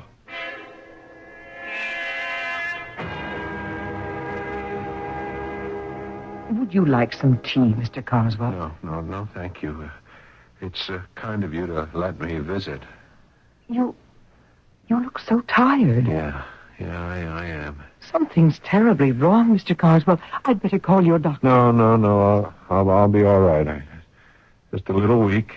Excitement. Excuse me. Hello? Mrs. Marlin? Mrs. Henry Marlin? Yes?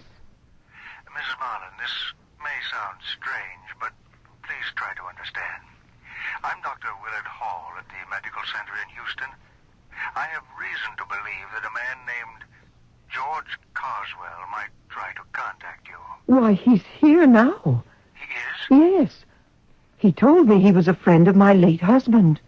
May I speak with him, please? Oh, you're his doctor. You know, it's most providential you called. He doesn't look at all well. Can he come to the phone? Just a moment. Mr. Carswell, it's your doctor from... Mr. Carswell? Oh, no.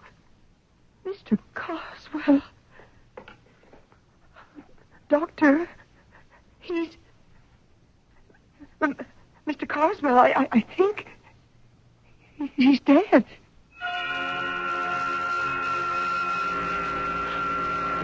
Is somebody there?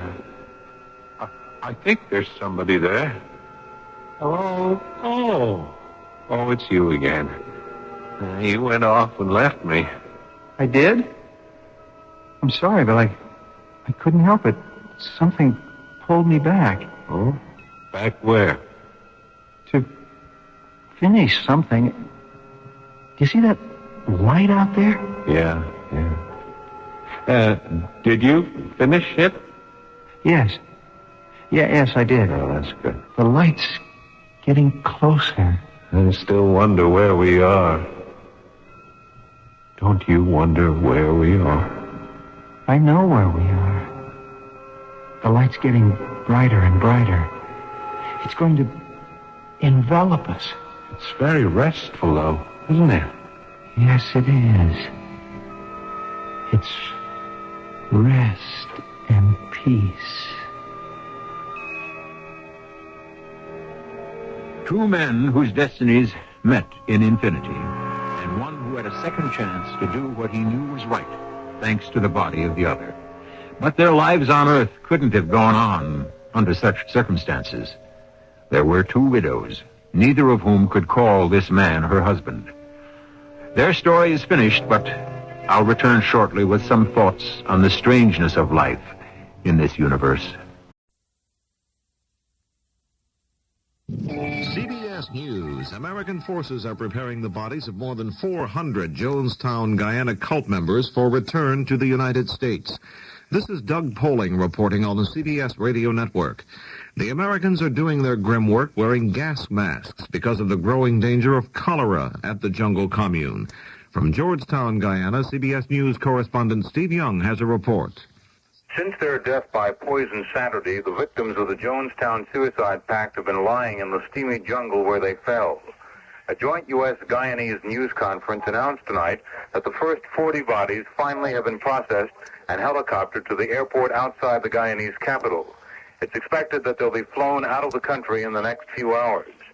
Officials were unwilling to be pinned down to how long it will take to evacuate all of the bodies of the remaining victims. Repeatedly, officials came under fire from dozens of reporters convinced that stumbling blocks to on-scene coverage have been established in order to cover something up. U.S. officials denied that and also denied that less than friendly political relations between the U.S. and Guyanese government have led to less than full Guyanese cooperation with the operation. Many of the questions were openly scornful of what many reporters from around the world judged to be a higher priority given to evacuating the dead than to searching for possible living survivors. Steve Young, CBS News, Georgetown, Guyana. Authorities there have arrested Larry Layton, a 32-year-old cult member, and charged him with the murder of Congressman Leo Ryan and 4 other Americans in the Ryan Party. The San Francisco Examiner says an eyewitness has named 7 cult members as being in the ambush team that killed Ryan and the others. More news in a moment. I know what you're going to say. Here's Tony Randall again with still another commercial for Matisse Rosé. Well, yes and no. I discovered something, friends, rather disturbing, and I must share it with you. I found out that many people don't even know there is a white Matisse wine. Well, you could have knocked me over with a feather. Being something of a wine aficionado myself, I assumed everyone knew about white Matisse, the bright imported wine with a captivating charm all its own. But it seems that the rosé is so popular, whenever people hear the name Matisse, they automatically think rosé. Imagine all the white wine lovers who thought there was no Matisse for them. Oh, the rejection they must have felt. Now, I know you've already stocked up on Mateus Rosé for the holidays, but you're going to have to go out and get a bottle or two of white Mateus for your white wine lovers. For heaven's sake, haven't they suffered enough? Well, that's all I have to say on the subject. White Mateus, imported by Dreyfus Ashby and Company, New York, New York. President Carter today placed a telephone call to President Sadat of Egypt to urge Sadat to accept a compromise American proposal for an Egyptian-Israeli peace treaty. One report on the call says Mr. Carter urged Sadat to agree to elections in the Palestinian West Bank and the Gaza Strip within a year and drop the short-range election timetable the Israelis have rejected. Officially, the State Department is saying the United States expects negotiations between Israel and Egypt to continue. White House inflation fighter Alfred Kahn appeared today before a House banking subcommittee to say that the effort is going to be a long one. Kahn said the entire country will have to cooperate as inflation is hurting everyone. There's nothing in this country today that is doing more to rend the fabric of our society than inflation itself. And there's no use of our resources, no protection of special interests, however meritorious, that can be exempt from the closest possible examination in our struggle to combat it. Kahn, incidentally, appears to have been engaging in an involuntary act of reducing government spending. For about 3 weeks in his new job, he was not being paid. Somebody forgot to put him on the payroll, Kahn said. I discovered yesterday my bank account is overdrawn. Senator Edward Kennedy and members of his family went to Arlington National Cemetery today and placed yellow roses on the graves of Kennedy's 2 slain brothers, John and Robert. It was 15 years ago today in Dallas that President John Kennedy was assassinated. Now this. Our guest today, Mr. Selwyn Searle, is an advertising agency radio expert. Yes, I still have my original floor model. Is it true the average household has almost 6 radios? True, the average... That many? Yes. What do you like on radio, Mr. Searle? Goldfish bowl looks nice. Unless, of course, the fish is dead, then I recommend a bowling trophy. I mean, what advertising campaigns do you like on radio? Like Oxy 5 became the #1 skin treatment item in America with a big assist from radio. Is that a fact? Or take Mailgram. Yes, take Mailgram. Radio was the dominant medium in establishing Mailgram as the forerunner of electronic mail. Electronic mail. Or Time Magazine. Time, yes. Since they began their current radio campaign, Time Magazine's advertising and circulation revenue have never been higher. I've heard Time. Yes, they were created by Dick and... Jane, love their books. Bert. Jane and Bert, love their books, too. Mr. Searle, either A, you're an imposter, or B, you know nothing about radio. I choose A. What? I'm sorry, what is B again? To learn how radio can sell for you, ask this station for the Radio Fact Book, furnished by the Radio Advertising Bureau.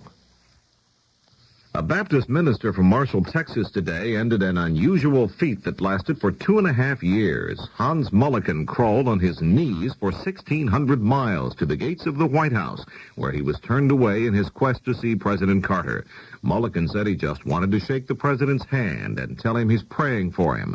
Asked why he made the long journey by crawling, Mulliken said, I just wanted to show America that we need to get on our knees and repent. He added with a smile, a lot of people think I'm crazy. Doug Poling, CBS News. KQV News Time, 10:06. The weather forecast for the Pittsburgh area, cloudy tonight right through Friday with occasional rain on Thursday and Thursday night. It's possible the rain may begin late tonight. We'll have an overnight low tonight in the upper 30s in the Pittsburgh area. High tomorrow near 50 Thanksgiving Day. Low tomorrow night in the low 40s. There's a chance of more showers again on Friday. Friday's high in the upper 40s. Chance of precipitation 30% tonight, up to 80% tomorrow and tomorrow night. The extended outlook calls for partly cloudy skies on Saturday. Chance of more showers back again on Sunday. Highs in the 40s with lows from the upper 20s to mid-30s each day. Right now in Pittsburgh, the barometer is steady at 30.26 inches of mercury. Winds are from the northeast at 7 miles per hour. Relative humidity, 82%. At the airport, cloudy skies, 39 degrees, and downtown Pittsburgh, cloudy as well, and we have a temperature of 40. Now, CBS Mystery Theater. The CBS Radio Mystery Theater presents...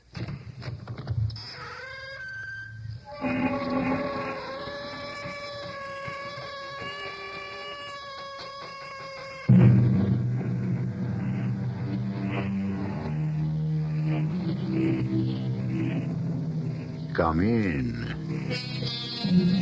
Welcome. I'm E.G. Marshall. Has God forgotten all I have done for him? Exclaimed an exasperated King Louis XIV on an unhappy day when his army was defeated in battle. We may smile at such a remark, but we might do better to learn from it, because it teaches us that there are people in this world who expect to be paid in full for every kindness they extend, and that there comes a day when they will present the bill to everyone and anyone, whether here below or up above. Now, Miss Morrison, what can I do for you? Nothing. I've come here to save your life. I had no idea it was in danger. A man intends to kill you. His name is Anthony Pringle. What did you say his name was? Anthony Pringle. But I'm Anthony Pringle. I know, but that doesn't change anything.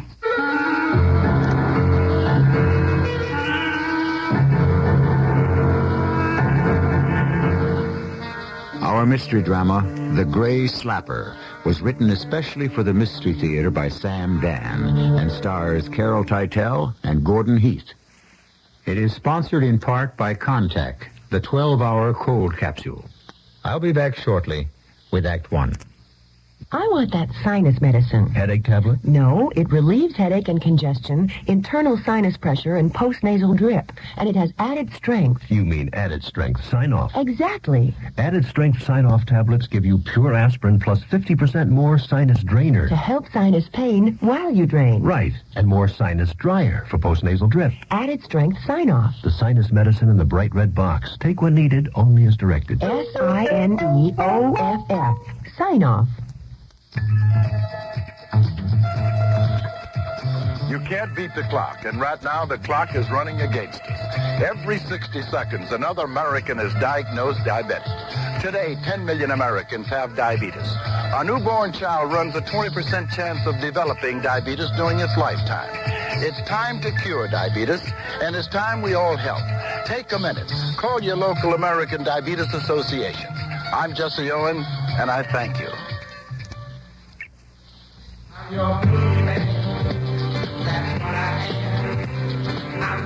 Hi, I'm Casey of the Sunshine Band for the American Heart Association. You know, when you're young, we learn a lot of things. A lot of good things and some things that aren't so good. What's important is to be able to tell the difference. I'll give you an example. Some kids, when they're still pretty young, learn how to smoke cigarettes. They see their folks doing it or their friends tell them it's cool. But the fact is, it's not cool at all. It's dumb. Cigarette smoking is dumb. It cuts down on your wind. It spoils the taste of your food. Worst of all, the American Heart Association says it's bad for your heart. So if somebody offers you a cigarette, remember, there's nothing cool about putting a hot stick of tobacco in your mouth. If you want to find out more about cigarette smoking and what's wrong with it, ask your American Heart Association. They're fighting for your life.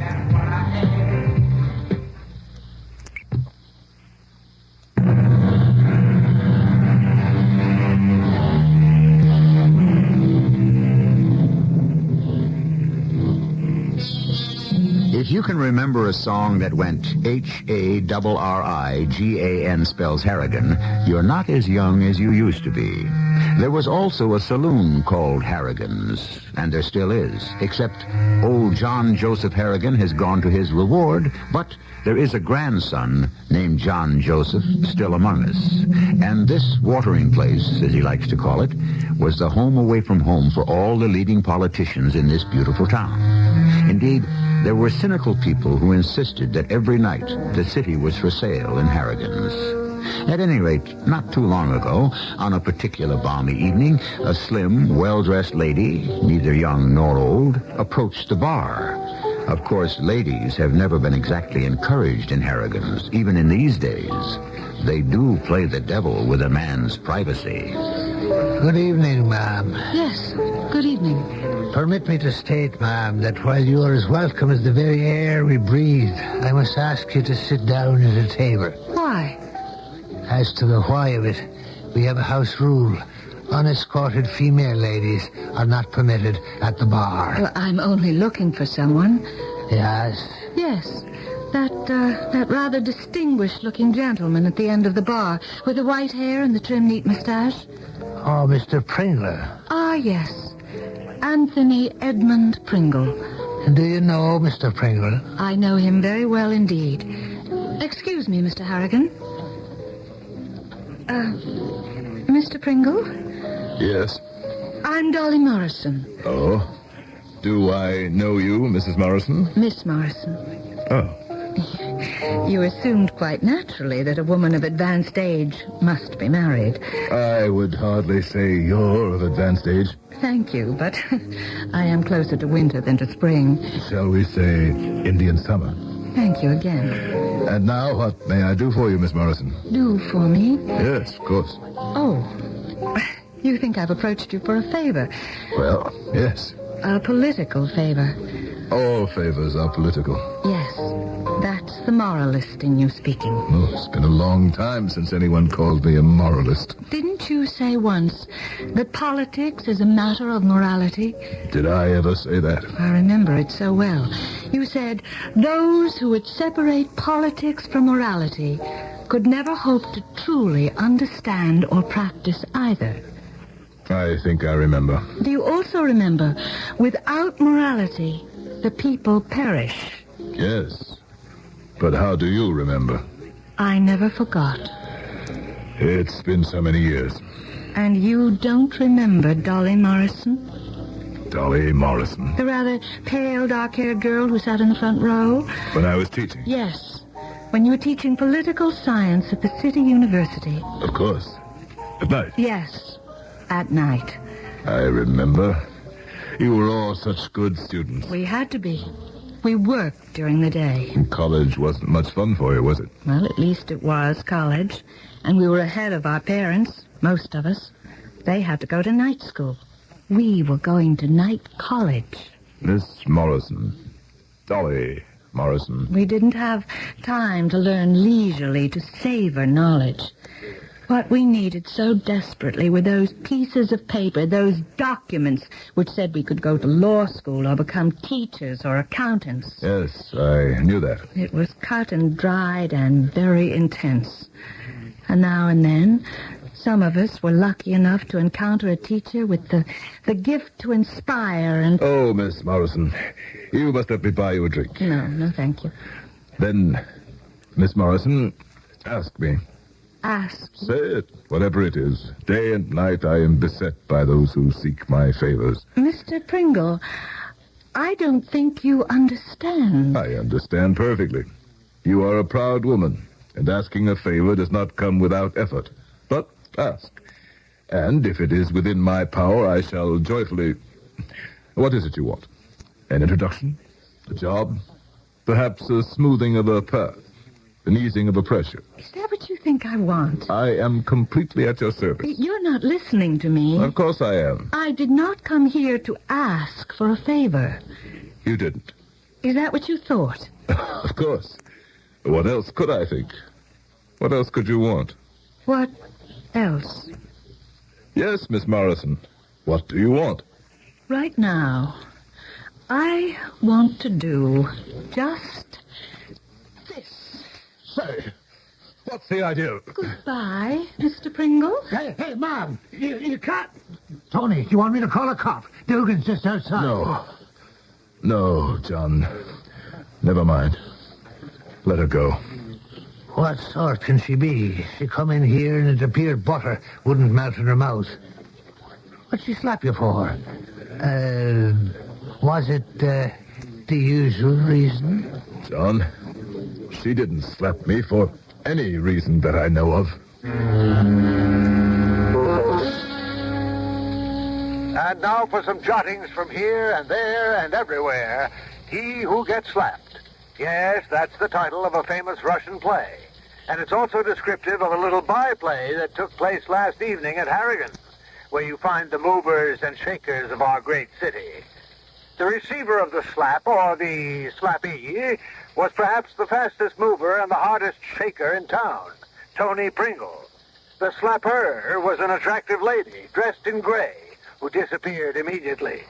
When pressed for details, Tony Pringle maintained what can be described as either a gallant or a discreet silence. Oh, turn him off, And John. now for the... Have you seen the papers, Tony? I've seen the papers. The Porter estate is having itself a veritable jubilee. Here's Mullins in the Tribune. Who is the great slapper? A catchy phrase. The Grey Slapper. It'd be the making of Mullins, too. Therefore, he'll be grateful to me. No. He'll be out to put you in prison. Mullins? After all I've done for him? Oh, I'm surprised to hear you say that, Tony. You should know better. Friend Mullins will become all puffed up with his own self-importance. And so he'll no longer be satisfied with being just a reporter, heaven help us. He'll want to become a journalist and win the Pulitzer Prize. He'll start muckraking and whistleblowing and making a general nuisance out of himself. Mullins? It's the first noteworthy thing he's ever reported. I cannot imagine why that woman would want to slap my face. Are you still telling me you do not know who she is? It goes back many years. I was teaching school. She was one of my students. Oh, and did you give her a failing mark? As a matter of fact, I gave her the highest mark in the class. Yeah, you know women. I'll tell you what I'll do, Tony. I'll say she just wandered in here, drunk. And before I could ask her to leave, she made a spectacle of herself. I don't know. You don't need this kind of embarrassing situation. Besides, she had to be drunk. How else can you explain it?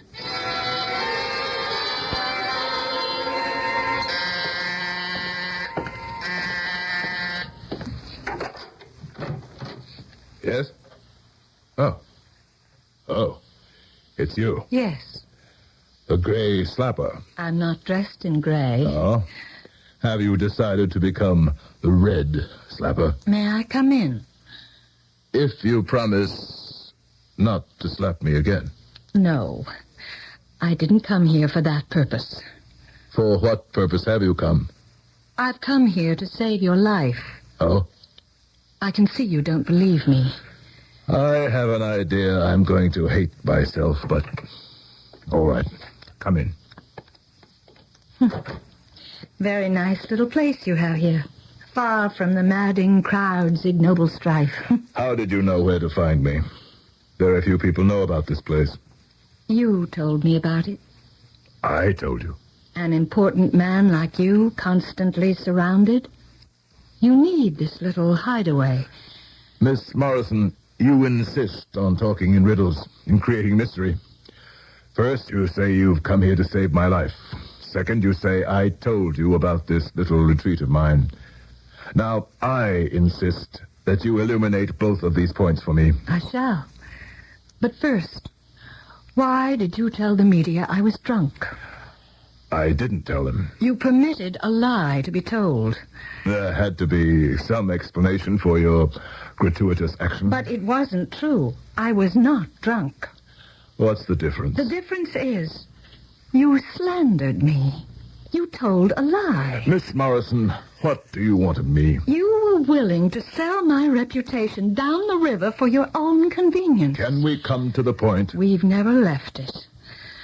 I am here to discuss what you have become.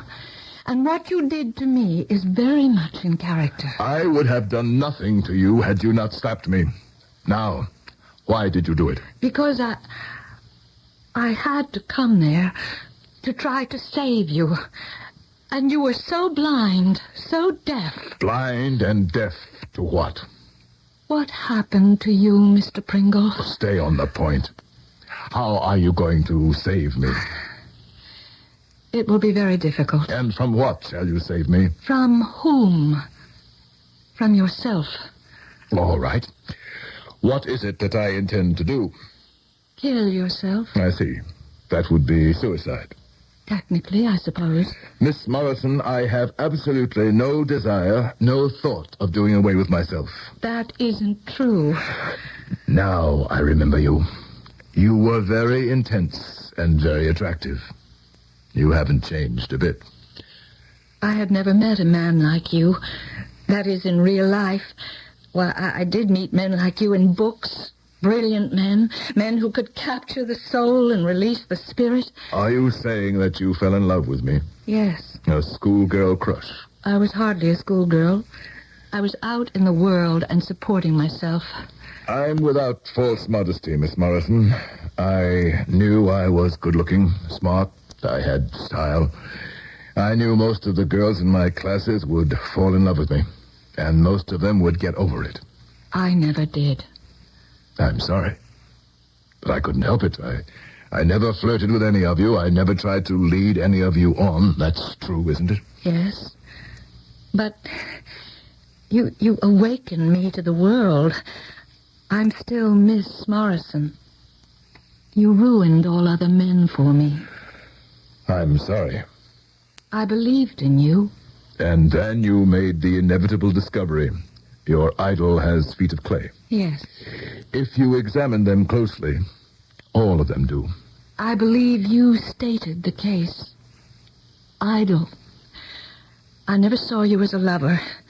I always thought of you as an idol, a god. And so perhaps it wasn't love, but worship. Women, as a rule, are very susceptible to this kind of thing. You must let me offer you some refreshment.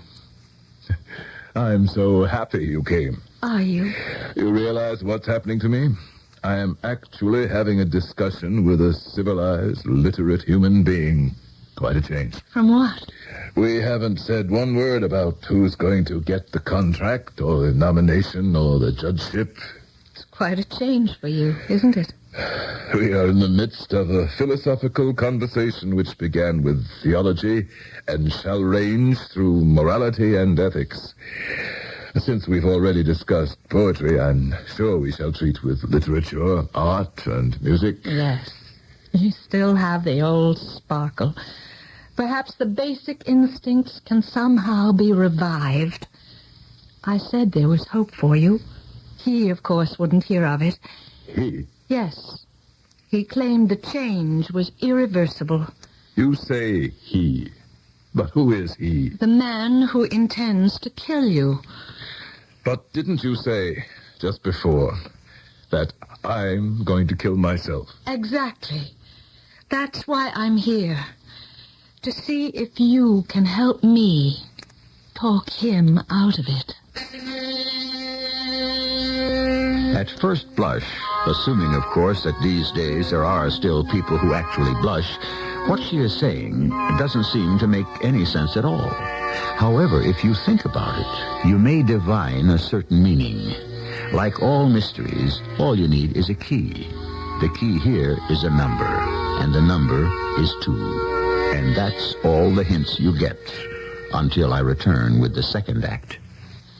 I know what you're going to say. Here's Tony Randall again with still another commercial for Matus Rosé. Well, yes and no. I discovered something, friends, rather disturbing, and I must share it with you. I found out that many people don't even know there is a white Matus wine. Well, you could have knocked me over with a feather. Being something of a wine aficionado myself, I assumed everyone knew about white Matus, the bright imported wine with a captivating charm all its own. But it seems that the rosé is so popular, whenever people hear the name Matus, they automatically think rosé. Imagine all the white wine lovers who thought there was no Matus for them. Oh, the rejection they must have felt. Now, I know you've already stocked up on Matus Rosé for the holidays, but you're going to have to go out and get a bottle or two of white Matus for your white wine lovers. For heaven's sake, haven't they suffered enough? Well, that's all I have to say on the subject. White Matus, imported by Dreyfus Ashby and Company, New York, New York. This is Irma Bombeck. What if I told you Ernest Hemingway, William Faulkner, and John Steinbeck lived in your neighborhood? What if I told you you could get a handyman who made house calls, free entertainment for your children, or check out Paul Newman for 7 days? Trust me, all these things are possible at your public library. It houses one of the most complete lines of interest you'll find anywhere. Check out a how-to book for your husband on making minor repairs around the house. Or if he doesn't like fiction, select one of his favorite sports. For the children, there are story hours and bike repair lessons and concerts. And if you're one of those women who is still trying to plow her way through Guadalcanal Diary, maybe you could use a master speed reading course. Your library could be the most important card in your billfold. I love it. My husband was at the library just last night, and when he came home, he said, "Hey, Irma, I was at the library, and all your books are in." That was so cruel. A public service message from the American Library Association.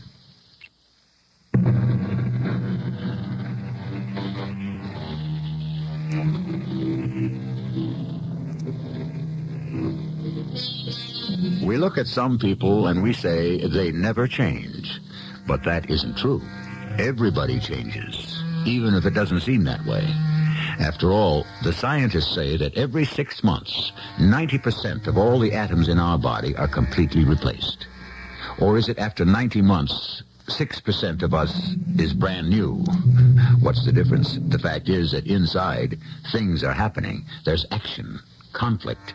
Nobody, nothing is ever really standing still. Let me see if I can sort this out, Miss Morrison. What you're saying is that you've been having conversations with me. Yes. I, of course, am unaware of these conversations. The you that is in this room is unaware of the conversations. I shall try to follow this. There are times when I am not in this room, and I am talking to you. Yes. However, I don't know that this is happening. Therefore, there can only be one explanation. Yes. I am a somnambulist. I walk in my sleep. I seek you out, and we talk. That is not the explanation. You mean there's another? Yes. I said the you that is in this room is unaware. The you that frequents Harrigan's saloon. The you that stalks the city hall, the state house, the national councils of the party. The you that is the mover, the shaker, the kingmaker. You flatter me. I merely describe you. I describe the you that is unaware. But there's another you. Is there? A 30-year-old you who is eager, idealistic, honest, decent, hopeful. You are now describing the symptoms of a disease called youth. That's the you I speak with constantly. Oh. I got that inflection. You think I'm crazy. Well... Admit it. Crazy, normal. These are political definitions. I speak to him quite often. Him? Anthony Edmund Pringle. You probably do. You intend to sound sympathetic, but there is just the tiniest patronizing edge to your voice. Miss Morrison, I sympathize with you. And let me be truthful. This may seem like arrogant boasting. However, when I was young, attractive, I had almost unlimited idealism. I believed in justice, brotherhood, fairness. And you no longer do. I realize that these are not simple cut-and-dried affairs. I know now that men must give to get. That accommodation is the basic rule of life. That we only pass this way once. But we digress. You fell in love with me. And with what you stood for. What you thought I stood for. And then I went into politics. I was so happy. I thought you would be the first of a new breed. And I disappointed you. Yes. I made excuses for you. I tried to justify some of the things you did. And after a while, you could do that no longer. After a long while. You had a considerable investment in me, didn't you, Miss Morrison? An investment of hope and emotion. Yes. And now it was lost. All of it. Yes. And so, since you could no longer tolerate what I had become, a cheap, cynical politician, you conjured up what I had been, the young idealist. This is what you believe. The 30-year-old Anthony Edmund Pringle, lecturer in the humanities at the City University, actually exists for you. You believe you see him and speak to him. How glibly you can spout the mail order, do-it-yourself instant psychology, so popular and so meaningless. If the young Tony still exists, if it's true that you see him and talk with him, tell him he cannot complain. If he doesn't like what he has become today, he himself chose the path. Only because you fooled him. You lied to him. Miss Morrison... Yes? I don't wish to be rude, but I must ask you to leave. Of course. I realize this has been difficult for you. But Tony is desperate. Please, Miss Morrison. Listen to me. Tony intends to kill you, unless... Unless what? Unless I can convince him not to, I'm powerless without your help. You must make him believe that you can actually change. Tony despises what he has become in you. Let me tell him things will be different. All right. Do that. Don't make the mistake of humoring me, of patronizing me. Tony is serious. And the latest piece of sheer, what can I say, deviltry you proposed? Deviltry? Yes, deviltry. This monstrous betrayal of the public trust. What else can it be called if not deviltry? There are any number of words you might have used. Why deviltry? And what are you talking about? Please consider what I said. It's not too late.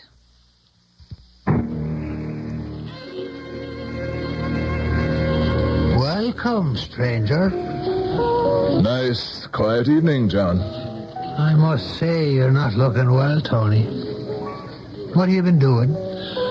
Thinking. Oh, dangerous pastime. When you were young, John, what did you want to become? When I was young, no one ever asked me. What did you want for yourself? As soon as I could walk, I had to assist my old gentleman in the running of this here oasis. Is that what the young John Joseph Harrigan wanted? To tend bar and saloon? Yes, that's what the young John Joseph wanted. Then, today, if he confronted you, he would have no quarrel with what you are. None. Is this leading to where I may safely assume it is? Yes. I see. Well, is the young Anthony Edmund Pringle disturbing the peace of mind of the older one who stands here before me? In the confidentiality of this bar, I confess that the young Tony and I are not at peace with each other. What's the trouble, Tony? Who said there was any trouble? You're a thinking man, and thinking has been the ruination of many a politician. I remember you when you come into this place for the first time 30 years ago. You had the common touch. You'll go far, I said. And you did. Did I? You know you did. What were you, a teacher? You've been just fine for the party, Tony. And unlike a lot of them, you haven't been too bad for the people. You haven't done any real harm to the country as far as I can see. But what have I been for me? Each man answers that question for himself. If he dares. Tony, what's wrong? Why do you ask? It has something to do with that woman, doesn't it? What woman? Now you're pretending not to know. The grey slapper. Oh, what would she have to do with anything? You tell me. Well, of course you don't have to. But, ever since that incident, something seems different about you. Different? In what way? Well, you're kind of moody. And sometimes you seem to be in another world. Some of the boys was remarking about it. Why did she slap you? Why? Because she was disappointed in me. Does she have a right to be? She thinks she does. Have you read Mullen in today's Tribune? Mullen's been bitten by the bug. Pay no heed. Promise Betrayed, the story of Anthony Edmund Pringle. Tony, when you can quote these things by heart, it's a bad sign. What has become of the eager, dewy-eyed Anthony Edmund Pringle, who 30 years ago entered the lists? A St. George to slay the dragon of corruption that strangles the life from the city. Has he become the dragon? And by the same token, we might inquire, what has become of young Jimmy Mullins, who's going to write the great American novel? Why is he only a reporter on a second-rate newspaper? That's unfair. Fairness is a matter of post positions at the racetrack. Tony, you're a successful man. You've worked very hard. That's true. You haven't done everything you wanted, but who has? And there's an empty place in your heart. Yes. You played the game. You were interested in nothing else. And now you're 60. And all you have is the game. No wife. No kids. You're lonely. Yes. But that's the normal way to feel. Don't make more of it. I suppose you're right. It's easy for a man to feel down, to question. But then the thing to do is just go straight ahead. Straight ahead. That's been you all your life, Tony. You can't change your style now. No. Millions of people know about Tony Pringle. Millions of people would give anything to be where Tony Pringle is. This is an invention of the devil. Hello. Is Mr. Pringle there? Who is this that wishes to speak with him? Tell him it's Miss Morrison. Please hold the telephone. You want to speak with a Miss Morrison? No. I'm very sorry, ma'am, but he's not here. This is very important. Tell him, please, that under no conditions is he to be part of the deal with Mr. Dahlgren. What? What is that you said? What did you say? Hello. John, what's wrong? I don't know. This Miss Morrison, what did she want? Tony, who is she? Who is Miss Morrison? She's just some lady. Tony, do you know whose name she just spoke? No. The name, Tony. The name. What do you mean, the name? She said it. How could she? How would she know about it? Tell me exactly what she said. She said, and these are her exact words, tell him that under no conditions is he to be part of a deal with... And then she spoke the name. Hey, Tony, where are you going?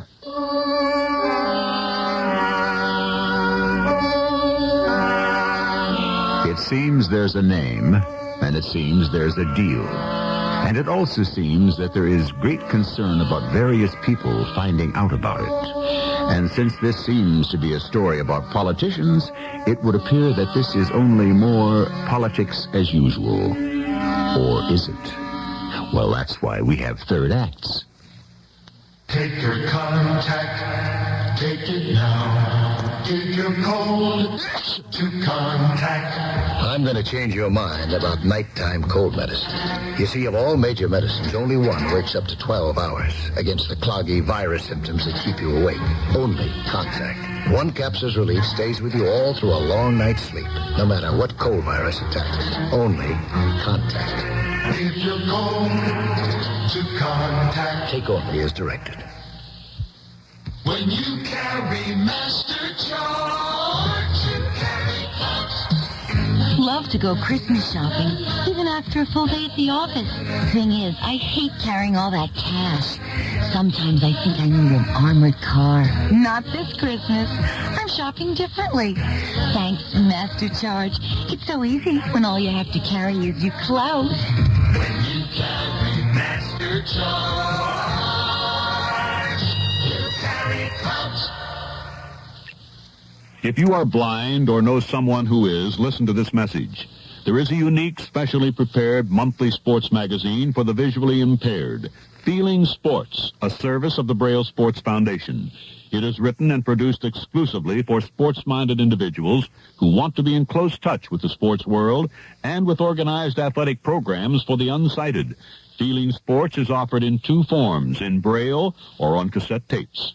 I'm Ray Scott, and for the last 3 years, it's been my pleasure to be the cassette voice of Feeling Sports, reading amazing and inspiring articles about blind people who participate in various sports such as beat baseball, golf, and many others. For a sample copy, contact the Braille Sports Foundation, room 301, 730 Hennepin Avenue, Minneapolis, Minnesota, 55403. Minneapolis, Minnesota, 55403. Feeling Sports is available free of charge to physically handicapped persons unable to afford the cost.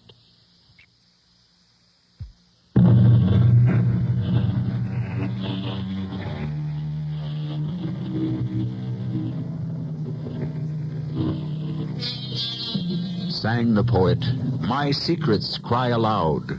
I have no need for tongue. My heart keeps open house. My doors are widely flung." Yes, that's the attitude of the poet.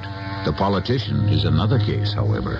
His secrets must be silent, his door closed, his window shuttered. His theme is expressed in a word that poets have absolutely no use for: discretion.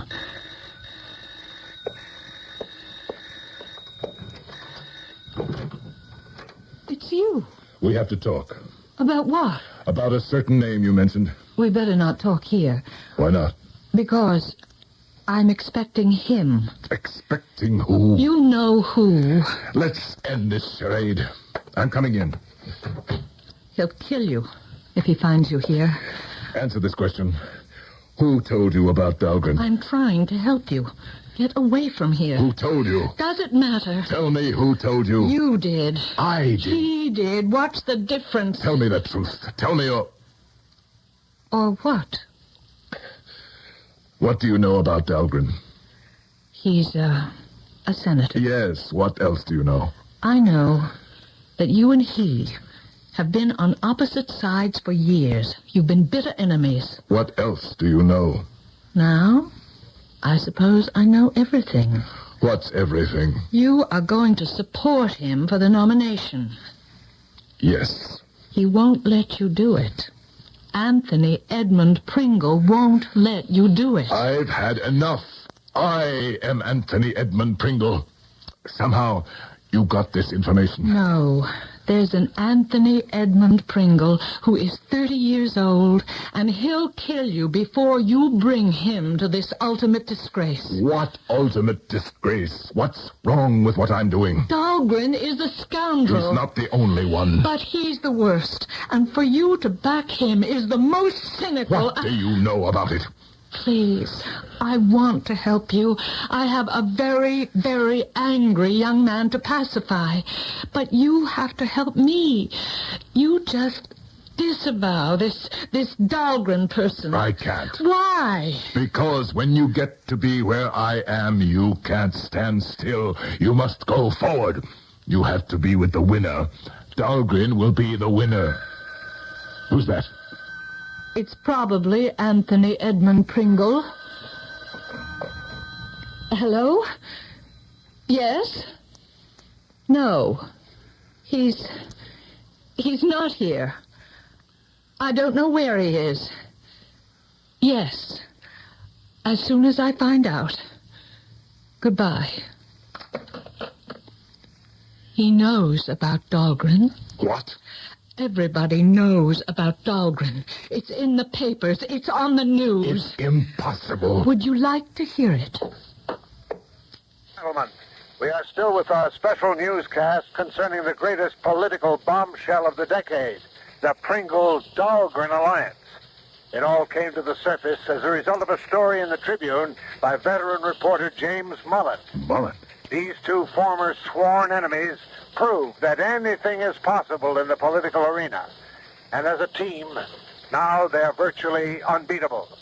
As Mullen notes, there is, of course, a little matter of morality, but that won't bother too many people. Shut it off. Have you heard enough? Mullen. It's the truth. Of course. Why should Dahlgren and I destroy each other? Doesn't it make sense to join forces? But how did Mullen find out? This wasn't supposed to break for another month. Call the broadcasting stations, the press. Hold a conference. Say it isn't true. In that way, he'll forgive you. You claim I told you. Yes, you did. Whatever it is, whatever game you're trying to play, it's not going to work. You know, you're an interesting lady. Oh, no. No, not that. Not now. Years ago, there would have been a point to it. A home, children, a whole life we might have made together. Now it's too late. And I don't like your newest friends. You're a very positive woman. That's your problem. And you're very convincing. That's my problem. You have a way of talking. It can almost make a man believe anything. Even this nonsense you've tried to peddle me about a young edition of myself that is still making the rounds. He intends to kill you. I confess I let it get to me, somewhat. But it's because I've been under a strain. Well, it has been extremely interesting. And now, if you don't mind, I must leave. Fight, Dahlgren. Fight him. We have just become blood brothers. That should cement our relationship for at least this one campaign. It's the only way Anthony Edmund Pringle can be made to respect you. Good night, Miss Morrison. When I think of what might have been...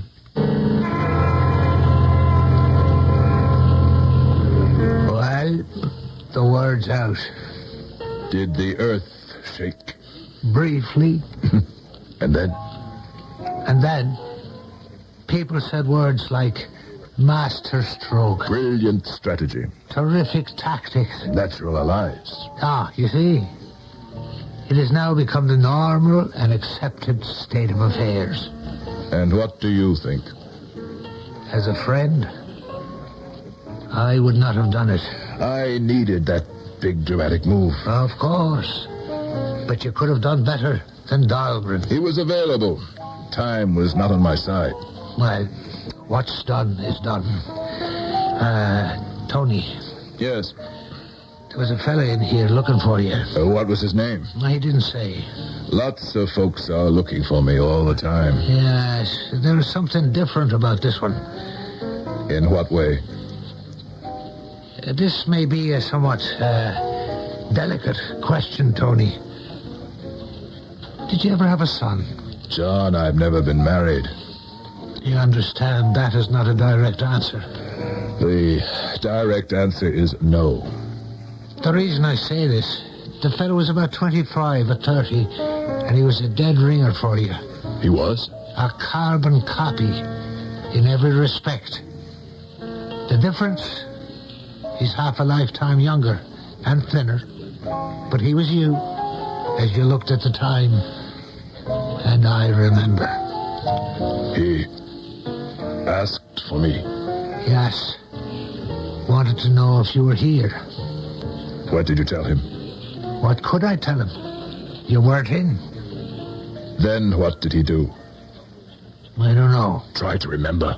He just disappeared into the crowd. He's never been in before? No. Tony, is something wrong? He looked just like me. The image to the line. And he's looking for me. Yes, I just said he was. Tony, there's something wrong. I know it. I have to... I should get away for a bit. I would certainly say so. I know I need a rest. You do? Where it's quiet, where nobody knows me, where nobody could find me. But where is such a place? Well, I have a little lodge up on the coast of Maine. Nobody's using it right now. John, You want to go where no one can find you? Here. I'll give you the keys.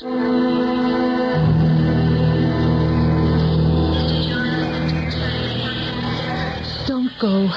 You? What are you doing here? Don't go. Don't go where? To Maine. How do you know I'm going to? He told me. Listen. He's already gone there. He's waiting for you. Don't go yet. Let me talk to you first. What is there we can talk about? Besides, we can't talk here. Too many people will recognize me. You have to listen to me. All right. Let's go to your place.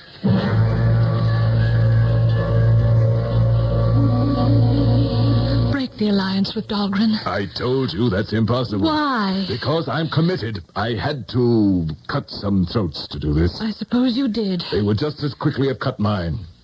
Anyhow, there are certain breaches that cannot be healed at this time. Then I cannot help you. You must tell him. What can I tell him?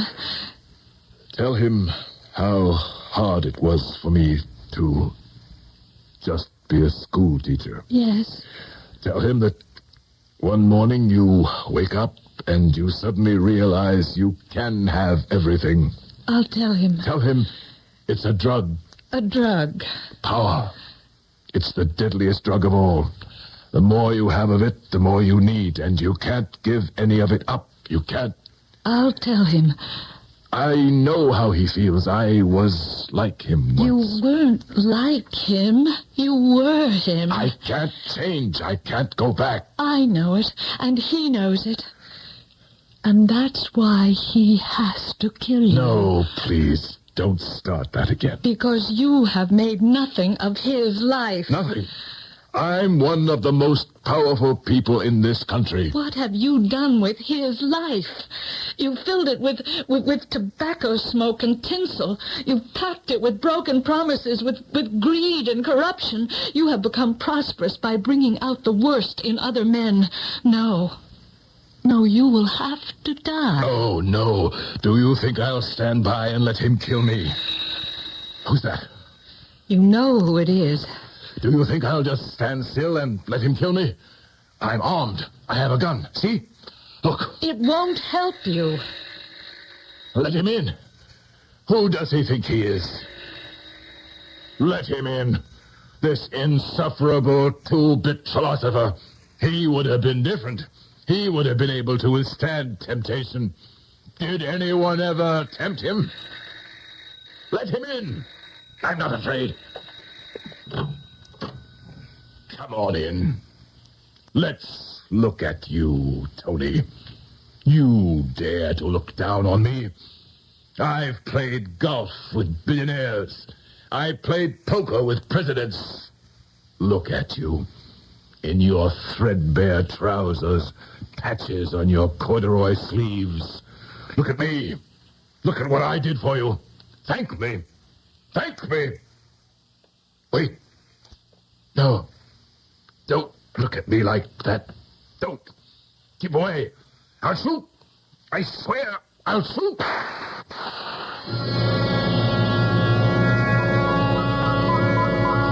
And now for the news. We know who the Gray Slapper is. She's Miss Dolly Morrison. This evening, Anthony Edmund Pringle, companion of presidents, confidant of kings, and counselor to billionaires, was shot to death by her hand in her apartment. Evidently, it was a romance of long standing. The place is filled with his pictures, stories, and books about his long career. These things happened. He tired of her. She slapped him in public, and later killed him. They say, cherchez la femme. And in this case, we found her. You want to know what I think? I would say there was more here than meets the eye. But exactly what it is, I cannot tell you. How about another? On the house. As usual in these affairs, we give a multitude of possibilities. The first is the story we tell you, that his own youth killed him.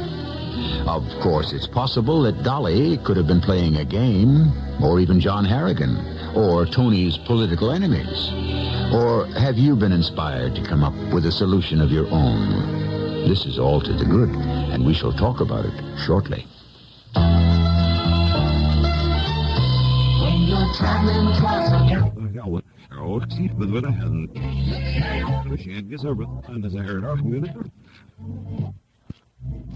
the moment as we go.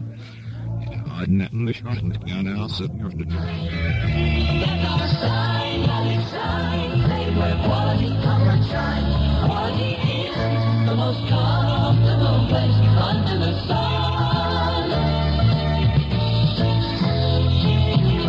Isn't it nice to know that in almost 300 different... Well, I didn't see it so fair, but did it now? Welcome waiting for you under the big, bright, sunburst sign of Quality Inns. You'll always find comfortable rooms at very comfortable prices. That's what makes Quality Inns the most comfortable place under the sun. See your travel agent or call us toll-free for reservations. Quality Inns, the most comfortable place under the sun. Quality Inns. When I have a sore throat, I don't feel like myself. My throat feels raw and irritated. That's when I use Chloraseptic. Chloraseptic helps me feel better because it helps block the pain of a sore throat. So when you get a sore throat, don't let it slow you down. Get relief with Chloraseptic. And feel like yourself again. Fast. Chloraseptic spray or lozenges for temporary relief of minor sore throat pain. Use only as directed. Do you have a sight problem that prevents you from reading? Hi, this is Max Morath with news about Choice Magazine Listening, a free service of the nonprofit Lucerna Fund. 6 times yearly, Choice Magazine Listening brings you 8 hours of selections from leading publications on phonograph records. For information about a free subscription, write Listening, Box 10, Port Washington, New York, 11050. Remember, it's free. So write Listening, Box 10, Port Washington, New York, 11050.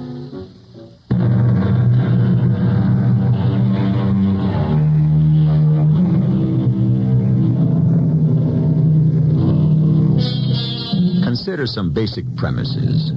If you are 50, what became of the you that was 25? You say he grew older, but how can you prove it? Are we one person who ages, or are we an infinite multitude of people who live for a day, or a week, or a year, and are then replaced? Impossible? Really? How many times have you said of somebody, why, he's simply not the same person? Our cast included Carol Teitel, Gordon Heath, and Robert Dryden. The entire production was under the direction of Hyman Brown. This is E.G. Marshall inviting you to return to our Mystery Theater for another adventure in the macabre. Until next time, pleasant dreams.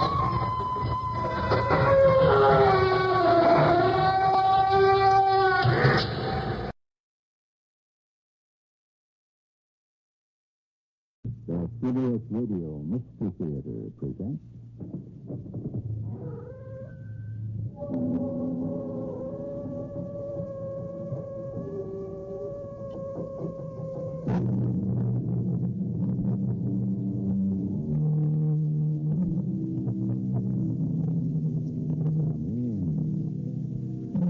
Welcome.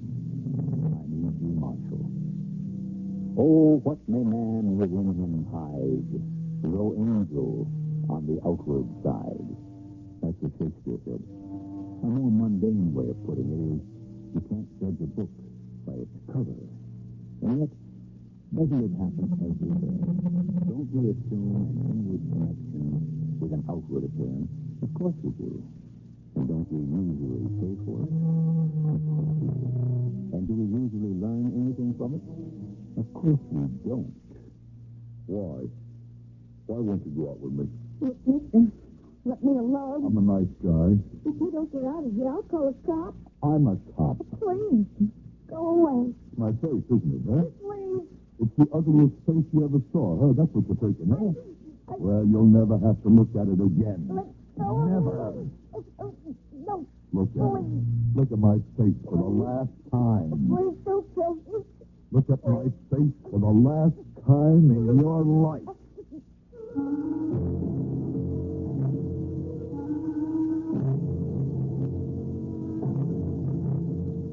Our mystery drama, Somebody Stop Me, was written especially for the Mystery Theater by Sam Dan and stars Howard Da Silva.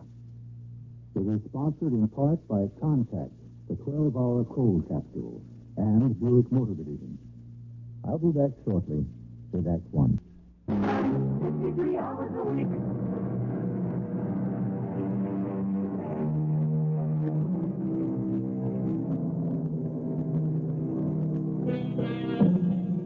It has been written, everybody is born with a taste for pudding. But the problem is, not everyone is born with the means to satisfy it. It's all very well to say, a cat may look at a queen. But what about a cat that isn't content merely to look? You examine the ads that show people in love. The men are so handsome. The women so attractive. The way things are, this world was made for the beautiful people. What do the homely people do? You finished, Bert? Yes, Mom. Yeah, and I'll start on the dishes. I wish you'd let me buy you a dishwasher. What for?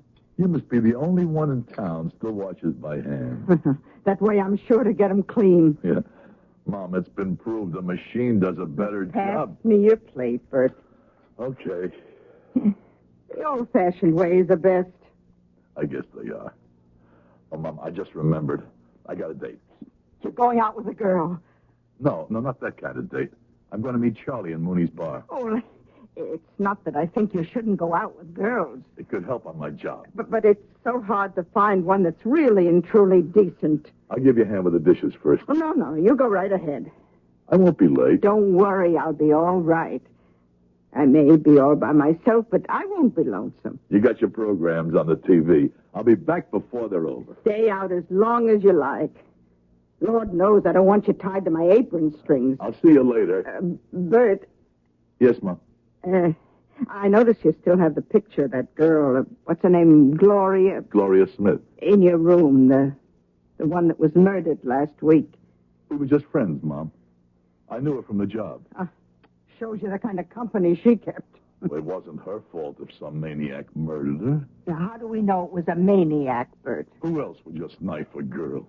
She was a gold digger. Good night, Mom. A girl like that. What did she see in you? You have wonderful qualities, but they're all invisible. You're certainly not handsome, so a girl would have to be interested in you only for your money. Now, I don't want you to get hurt. I realize that, Mom. Oh, Bert, don't you worry. One day, the right girl will come along, and we'll both be so glad to see her.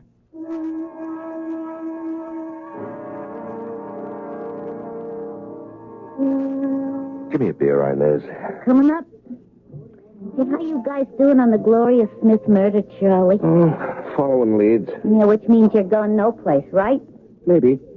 The girl cop ain't safe in this town. Who is? Gloria wasn't a cop, Inez. She worked for traffic control. So, why was she killed? Could have been a nut. Oh, you're a big help, Charlie. Look, if you gotta hang around a bar on your time off, why pick the one across the street from the station house? Why ain't you home with a wife and the kiddies? Because I'm having a feud with Bert Barringer. Ugh, that creep. Now, what do you call him a creep for? He's a pretty good cop. Well, he looks like a creep. Now, he's really a nice guy. You gotta admit he's ugly. Well... Okay, so he's homely. Well, that's not his fault. No, I guess not. Hey, don't you guys see enough of each other daytime? We don't see each other at all, Inez. I'm in homicide. He's with the property office. He's got good ideas. I like to talk to him when I'm on a case. And look who just came in. Hello, Inez. Charlie. Hi, Bert. Pour one for my friend Inez, huh? Coming up. Sorry I'm late, Charlie. No, it's okay. Supper was delayed at the house. It's all right. I know you wanted to get home early tonight. Bert, you don't have to apologize all the time to everybody about everything. Here you are. Thanks. You look very pretty tonight, Inez. If there's nothing else, I'll leave you gentlemen to your conversation. She really is a good-looking girl. Hey, Bert, why don't you ask her out? Me? You're crazy, Charlie. Well, why am I crazy? She wouldn't give me a second look. Oh, I don't know about that. She doesn't even give me a first look. Well, ask her, why don't you? No. Now, guys like you don't understand. Now, what do you mean, guys like me? Good-looking guys like you. Oh, come on, Bert. She'd go out with you if you'd asked her. Well, why would I ask her? I'm married, and with 3 kids, she knows that. How could she go out with me? Well, she would, or she wouldn't, depending. On what? On how she felt. She might or might not be in the mood. Or if she turned you down, it would be for a good reason. And if she turned you down, it wouldn't be for a good reason? No. No, if she turned me down, it would be because I'm ugly. Well, we're gonna go through this again, Bert. No, let's drop it. No, let's not. Now, look at some of the movie stars today. Are they handsome? What our parents used to call Colorado handsome? No.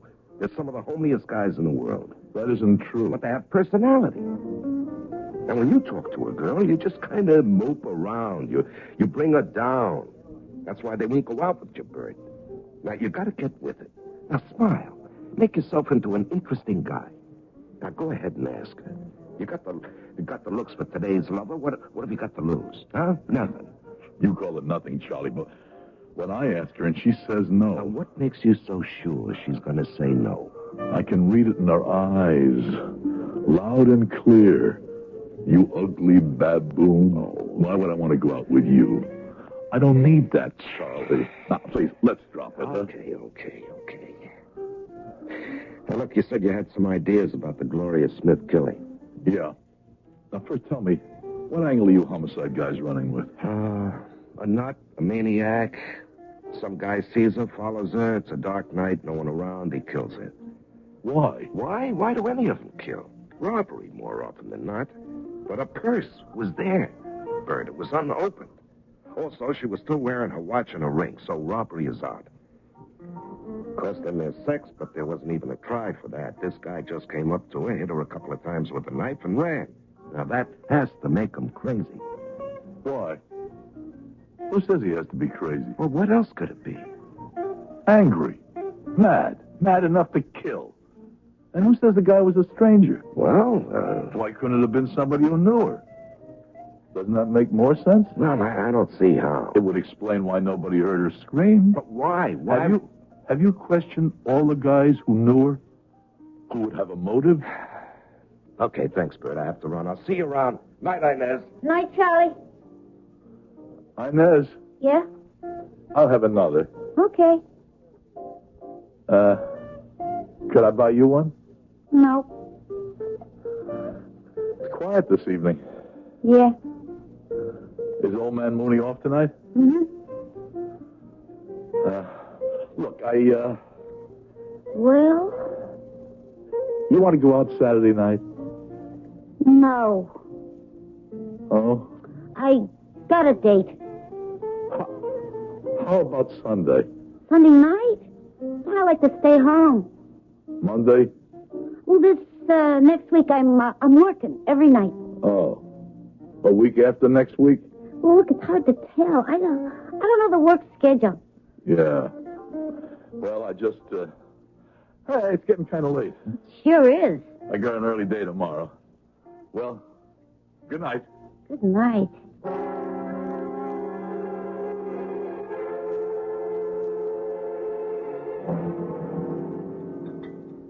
More salad, Bert. No. No, thanks, Mom. I noticed you have a picture of another girl in your room. Yeah. Yeah, I have. Who is she? Oh, just some girl. Oh, what's her name? Inez Sirota. Are you sure this girl's in perfect health? She looks a bit thin. Oh, that's because it's a candid photo. She didn't even know I took it. Yeah, she seems to be wearing a lot of makeup. Well, girls do. Oh, well, you just find yourself an old-fashioned girl that doesn't. Do you mind if I go out tonight, Mom? Bert, are you asking my permission? Well, I only mean... Oh, please, you make me feel like some devouring, tyrannical kind of mother. Well, I just wanted to be sure you were okay. Oh, Bert, darling, you shouldn't worry so much about me. You should be concerned with meeting a lovely girl and getting married and establishing a home and family of your own. Yes, Mom.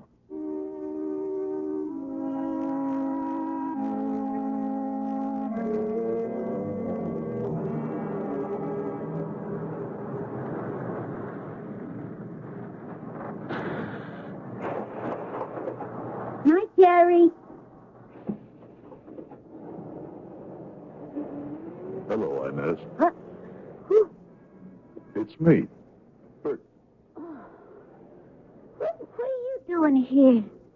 Well, I knew you worked late Tuesday. You catch the last bus. And by the time it gets to your stop, it's kind of deserted. You still got a pretty long walk.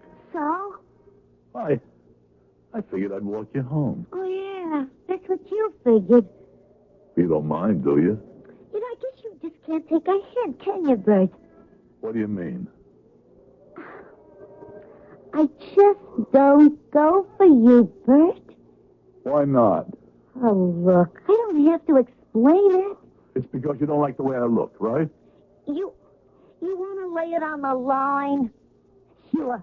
I love you. Well, that's just too bad. You go out with everybody. Why not me? Well, why is that your business? I told you why. I love you. Excuse me, I gotta get home. Alone. All the fellas you run around with, None of them loves you. Will you please get out of my way? Is even one of them here now to see that you get home safe? Look, if you don't get out of here, I'll call a cop. I'm a cop. A cop?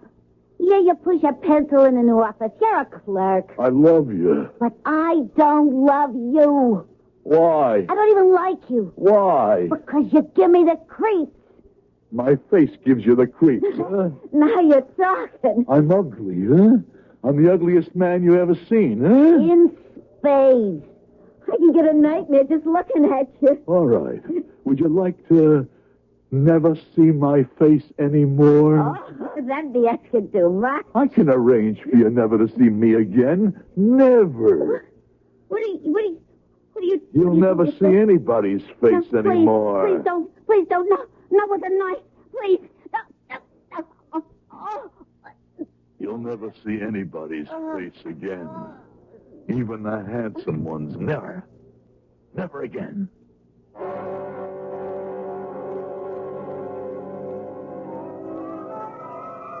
No. No, please. Please, somebody. Somebody stop me. Somebody stop me, please. Bert, wake up, Bert. Oh. Somebody stop me. Somebody stop. Somebody stop you from what? Somebody. I don't know. It's something terrible. Oh, now, how could you do something terrible? You're such a fine boy. Oh, now, give Mom a kiss. There, that's it. Good night. Sleep tight. Yes, Mom. See you in the morning. Somebody stop me. Somebody stop me.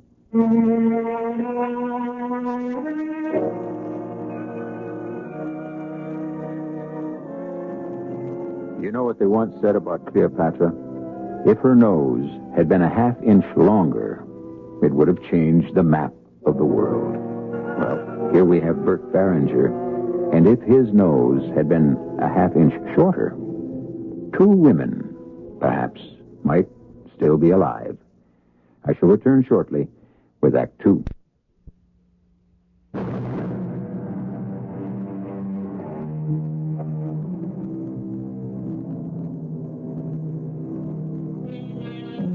Love makes the world go round. A rather beautiful sentiment, no? You know who said that? Lewis Carroll said it. And the world he was referring to must have been the one Alice found in Wonderland. But how about our own world? The fact is, it does go round and round and round, but what keeps it spinning? A safe bet it isn't love.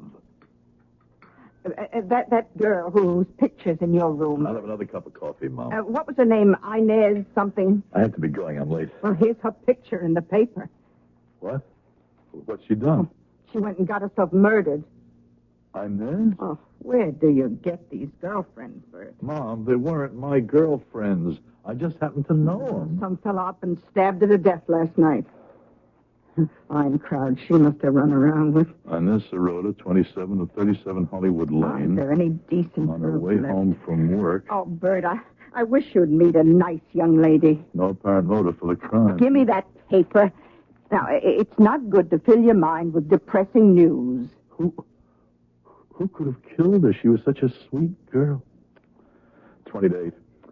I'm really going to be late now, Mom. Well, eat a light lunch. It's going to be a hot day. No, according to my receipt, you signed for a flashlight. I can't issue you a new one till you bring in the old one. I know you lost it. Well, you have to fill out form numbered 187K.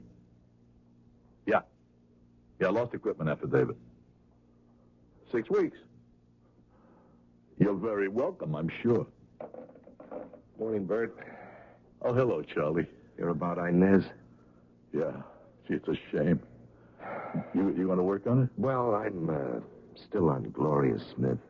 You know, maybe they could be connected. Some guy who knew them both. Now, why would it have to be somebody who knew them? Why couldn't it be a random thing? You got some nut running loose who just came across both of them. You ever stop to think of something, Charlie? Both girls knew each other, right? Yeah. Gloria worked in this building, and Inez worked in Mooney's across the street. Bert, what are you trying to bring out? I don't know. Both girls are in the same neighborhood. Maybe the killer's from the neighborhood, too. Well, anything's possible. That's why you homicide guys should look in the neighborhood. The killer could be very close to home. Check on their boyfriend. Bert. Let me close the door, huh? Bert, you're the best friend I got. I hope so, Charlie. I gotta talk to somebody, or I'll just bust. Well, sure. I don't know how to start this. You see, Bert, you meet a girl, you fall in love, you get married. You know how it is? No. Well, take my word for it. Anyway, this girl you meet, you fall in love with, you marry. You think she's the whole world. Isn't she? Yeah, she is. For a while. It's nobody's fault. What's nobody's fault? What happens to a girl afterward? You see, Bert, she loses what it was that made you fall in love to begin with. I don't understand. No, you wouldn't. I'm sorry, Bert. No offense meant. None taken. Anyway, like I said, it's nobody's fault, least of all hers. She stays home, she has kids. But just having a kid can do something to a girl's looks. She gets fat, a little sloppy. You know what I mean? Yeah, but It's tough for a bright girl to stay home and wash diapers, clean the house. She just becomes somebody else. Somebody you just can't like anymore. Somebody who's no fun anymore. Will you listen to me? I'm all wound up. It's all right, Charlie. So a guy can't help himself, Bert. You come home and it's nag. And she's right. But what can I do? In the meanwhile, it's a big world out there, Bert. There are girls who want to have fun, just like you do. You understand? Yeah. No strings, just a few laughs. But with all due respect, Bert, you're inside all day in the office. Sure, you wear a shield, you carry a gun, but you could just as well be doing that job for any civilian company. I guess. But Bert, I'm out there where it's ugly and mean and dangerous, where people die, innocent people. It gets to you. So I have to relax. You see, I have to have a couple of drinks and go dancing, and afterward, Bert, I can't do that with my wife anymore. And that's why,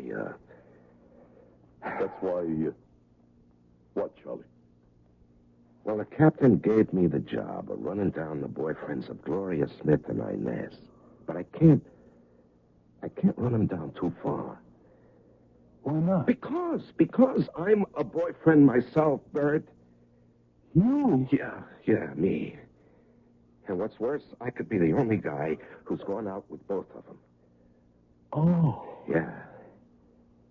Now, how would that look to the captain, huh? But you didn't kill her. How do you know? How do I know? Because you're not the type. Well, what is the type, Bert? A girl gives you the eye. You know what I mean? She knows you're married. She knows you may not like your wife anymore, even though you still love her. Understand? Yeah. No, I don't think you do. No. Anyway, she knows it's got no real future. But you straighten all that out before the first date. It's all only for a few laughs, but the laughs get fewer and fewer, and then the crying begins, and out of nowhere it's serious. Do you see what I mean? Yeah. And they want you to divorce your wife and do what? Marry them. But what good is that if you marry him, you're back where you started? Couldn't you just say no? No, that's impossible. It's impossible to make a woman hear the word no when the only word she wants to hear is yes. Oh, okay, it could be embarrassing, but what are you really worried about? You didn't kill him, did you? I don't know. Charlie. I don't know, Bert, I don't. But a thing like that, a guy who kills, he has to know. How could you not know? Bert, listen to me. Each one of them, they threatened me. They threatened that they'd go to my wife. They'd go to the department. You want to keep your voice down, Charlie? I mean, you can never tell who's standing outside the door. Yeah, all right, you're right. Anyway, each one of them in turn laid it on the line. You're going to marry me or else. They got me so mad I couldn't see any way out.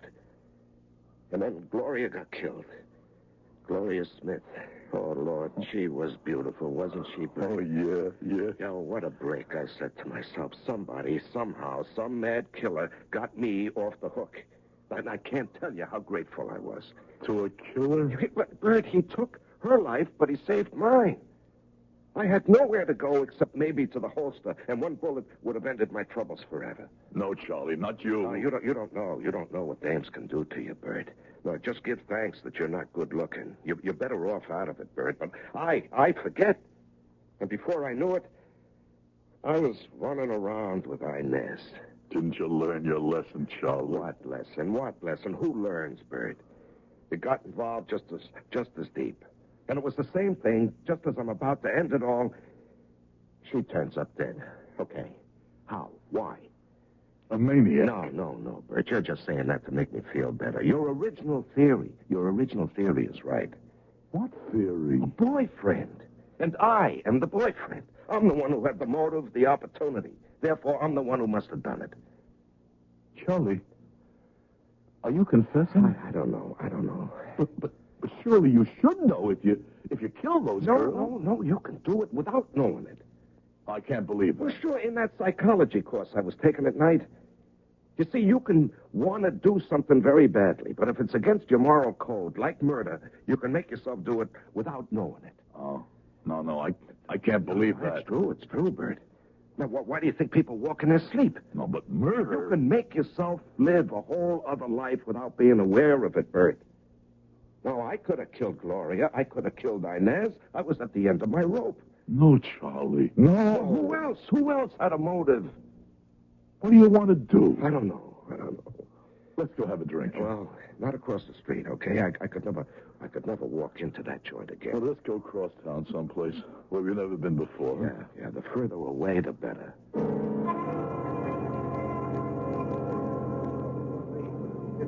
Nice little joint, huh? Yeah. Hey, Bert, take a look at what's tending bar. Oh, she's beautiful. What'll it be, officers? Oh, now how do you know we're cops? It's a gift. My name's Maud. A couple of beers. On the way. Hey, Bert, why don't you ask her out? Nah, she wouldn't go out with me. How do you know? She'd go out with you. Yeah, but I'm not going to ask her. I'm through with that. No, I'm through forever. And this time I'm in. You know what I'm going to do? I'm going to have a quick one, and I'm going to get out of here. But why? Because I want you to have a clear field. She wouldn't go out. Do you know something, Bert? I'm not even going to have a drink. I'm taking off right this minute. Wait, Charlie, I know what I'm doing. Well, just not even one. Nothing. Oh, I'm even with you, then. Don't be a chump. Ask around. She wouldn't go out with me. She would. Just ask. What have you got to lose? I'll see you around, huh? Oh, here's your two beers. Oh, where's your friend? He had to take off. All of a sudden? Yeah, he just remembered. He had to meet his wife. Oh, wouldn't you know it? Wouldn't I know what? Guys like him, they're always married. Well, I'm not married. The two of you're pretty good friends, huh? Oh, yeah. Listen, I was just wondering... I would say he's about 30 years old, right? If you weren't doing anything some night... How long's he been married? It doesn't have to be a Saturday night. It could Does be... he having a kid? Like any night happen to be free, huh? I'll tell you one thing. His wife is lucky. Would you like to go out with me? Listen, tell your pal anytime he wants to come in, first drink's always on the house. Yeah.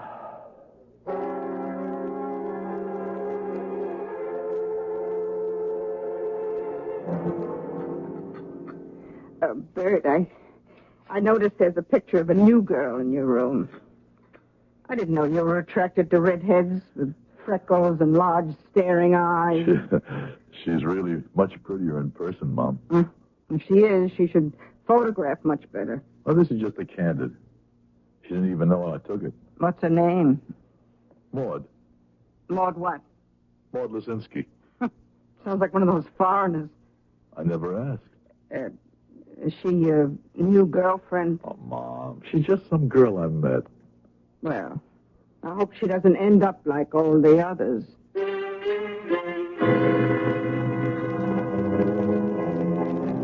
And so do we. There seems to be a little pattern operating here, no? Offhand, we get the idea that Bert Barringer is a dangerous man to turn down when he asks for a date. Well, at least he has her picture in his room. Maybe that can hold him for a while. I'll be back in just a few moments with Act 3.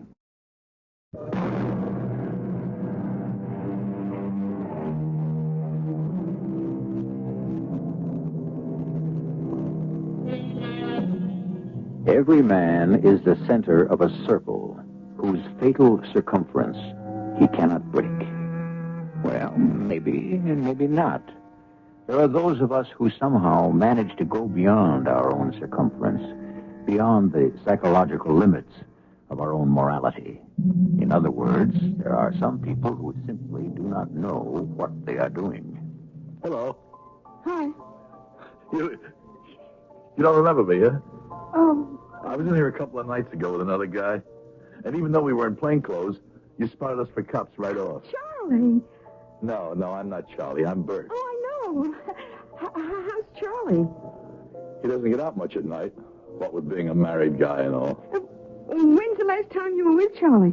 Listen, I was thinking... Does he have a girlfriend? Do you like to go see shows? There's this great musical playing downtown, right from Broadway in New York. You just can't get tickets, but a friend of mine, he was able to get a pair, and it turns out he can't go. So I can have them. It's for tomorrow night. Are you doing anything? You want to go? What do you say, huh? Oh, what do I say to what? Nothing. No, I don't want to. Stop me. Somebody stop me, please. Somebody stop me. Bert, dear, wake up. Somebody stop me. Bert, get up. What? Oh, darling, you were having a nightmare. What were you dreaming about? About them, Mama. I dream about them. Who, darling? Inez, Gloria. Why? Why should you dream about those two? Because, Mama, because I killed them. Oh, my poor boy. Why should you dream you killed them? I don't kill them in my dreams, Mama. I really killed them. Oh, no, not you, not my Bert. I can't help it. I killed them. I kill again.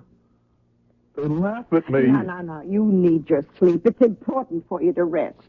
Mama, I should turn myself in. For what? For murder. Now, don't say that. But I don't have the courage. Please, Mama, stop me. Stop me from killing. Oh, Bert, go back to sleep. Dear, get your rest. Mama. That's a good Mama, boy. Remember, Mama, I asked you to stop me. I asked you.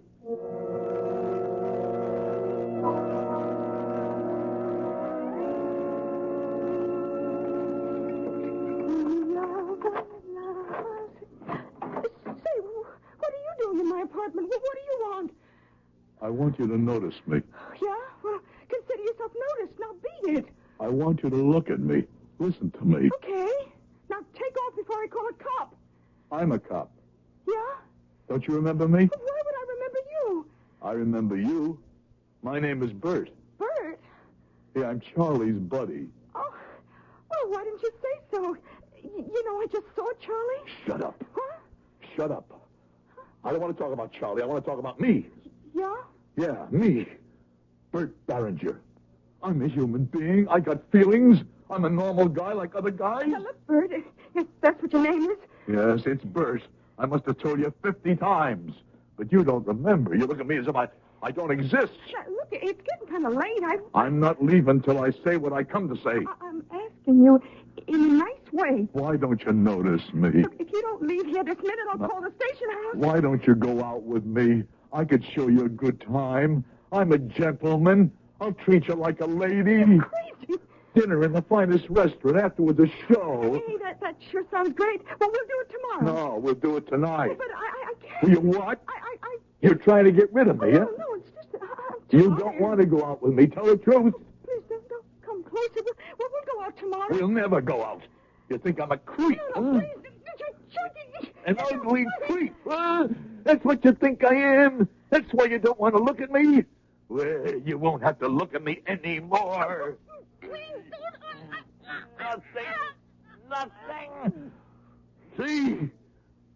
I look in your eyes, and they see nothing. You'll never have to look at me again.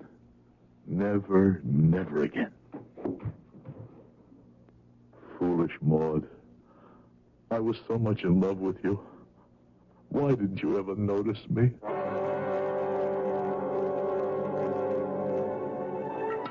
Hey, Bert, here are your eggs. You were out late last night, weren't you? Did you have a date? No, Mom. Oh, you don't have to be afraid to tell me. My goodness, even if you did go out with that pop-eyed redhead, where do you get such an atrocious taste in women? We interrupt our morning musicale for a bulletin. Another mysterious murder. The latest victim of a mad killer is Miss Maud Lisinski. Maud Lisinski? The one whose picture is in your room? She was found strangled to death in her apartment just a few hours ago. So far, there seems to be no apparent motive for the murder. We'll bring you more details as they come in. Oh, who could have killed her? Mama, now listen to me. Oh, Bert, now don't talk nonsense. We go through this every day, I told you. Fill out a lost property form, 187A. Okay? Yeah, well, the same to you. Hi, Bert. Hello, Charlie. You got a minute? Sure. Sit down. You heard about Maud?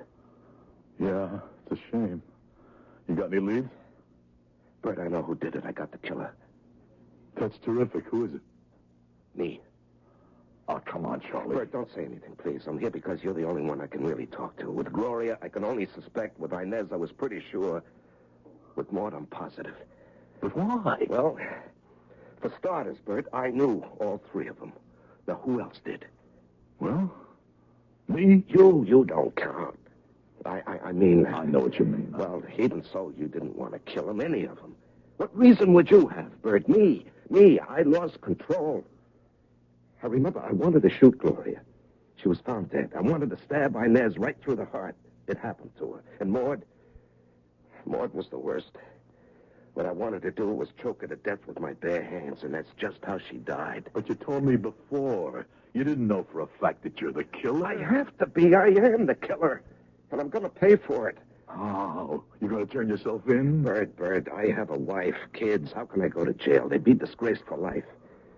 Now, the only thing I can do is kill myself. No, Charlie, you're not the killer. I know you're not. Oh, yeah, how do you know? Because I'm the killer. What? I'm the killer. Oh, Bert, I thought I knew what friendship was, but not until just now. You take the rap for me, Bert. I killed them, Charlie. I couldn't help myself. Believe me. Yeah, sure, pal. I'm too scared now to confess, too frightened to sign a statement, but I will. No, pal. Don't try to save me. I have to get caught sooner or later. I can't go on getting tied up with dames and being forced to kill them to break free. Charlie, it isn't you. It's me. Bert, don't try to save me. I'm not worth it. I don't learn. Gloria, Inez, Maud, and if a good-looking dame was to give me the eye right this minute, I'd be off and running. Charlie, you've got to believe me. No, I know what I've got to do. My conscience won't let me do anything else. Promise me you won't do anything foolish. Promise. Sure, Bert, sure.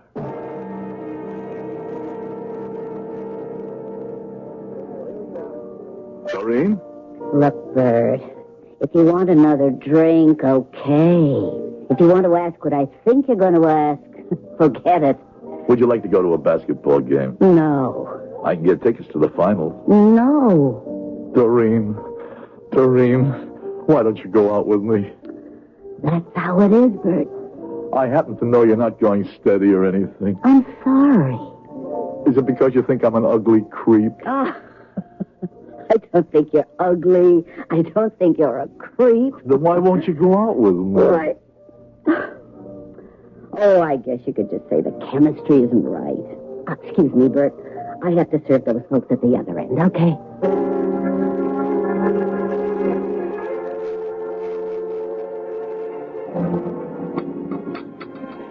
Eat some more cereal, Bert. You need the roughage. I see you got another girl's picture in your room. Yeah. Doreen Coswell. But that's neither here nor there. Why do I have nightmares in which I dream I kill these girls? You had one last night. Stop me, you shouted. Stop me before I kill again. Bert, I didn't have the heart to wake you. Mama? Mama, you have to help me. You have to come to the station house with me. I killed Gloria and Inez and Maud.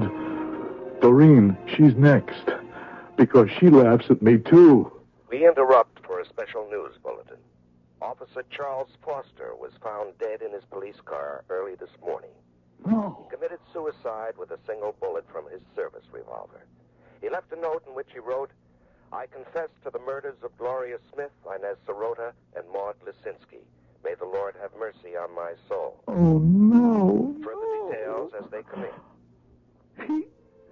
He didn't kill them. Now, you see, Bert, your friend Charlie was the guilty one all along.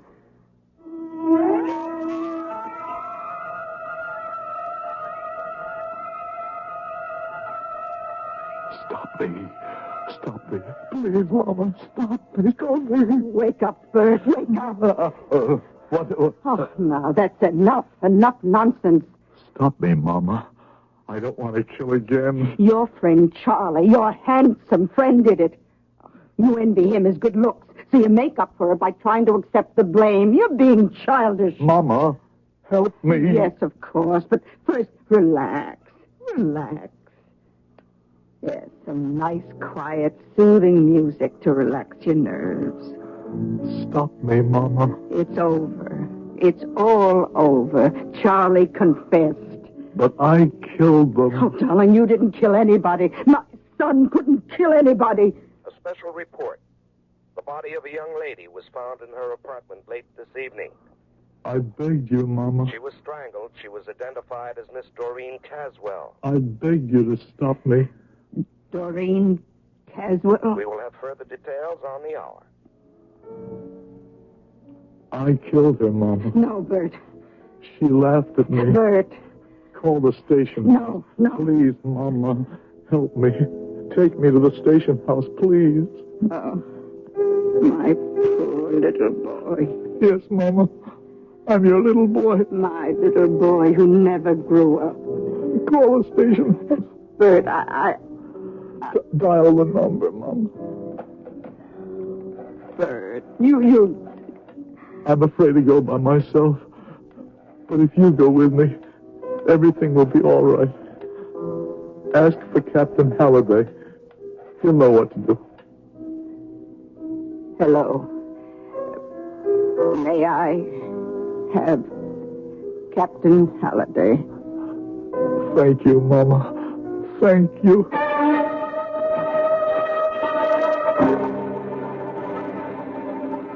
Sons and mothers, and silver cords, and illusions, and the secret hurts and the unhealed wounds, and love. Yes, the answer is love must be blind. That explains why love blunders and stumbles and gets everyone into trouble. If only love could see where it was going. But then perhaps it would no longer be love. I shall return in just a few moments. Hello, I'm Rick Barry of the Golden State Warriors. As a professional basketball player, I know that good defense makes a winner. Cancer chemotherapy is one of the most important kinds of defense I can think of. It helps arrest and control cancer, the ravaging disease that afflicts 1/3 of our adult population. Chemotherapy treatment, which means the medicinal use of chemical agents, can control some of the most common forms of cancer. Proper and timely use of this treatment can result in patients leading extended and productive lives. But scientists have only begun to tap the pool of therapeutic drugs at their disposal. To continue this costly process, your support is needed. Send a check today to Chemotherapy, Box 8, New York 10028. Remember, the best offense against cancer is a good defense, like chemotherapy. Rick Barry is right. Chemotherapy can relieve suffering from cancer while it checks the growth of the runaway cancer cells. Your donation will continue this relief. Think about it. Then send a check to Chemotherapy, Box 8, New York 10028.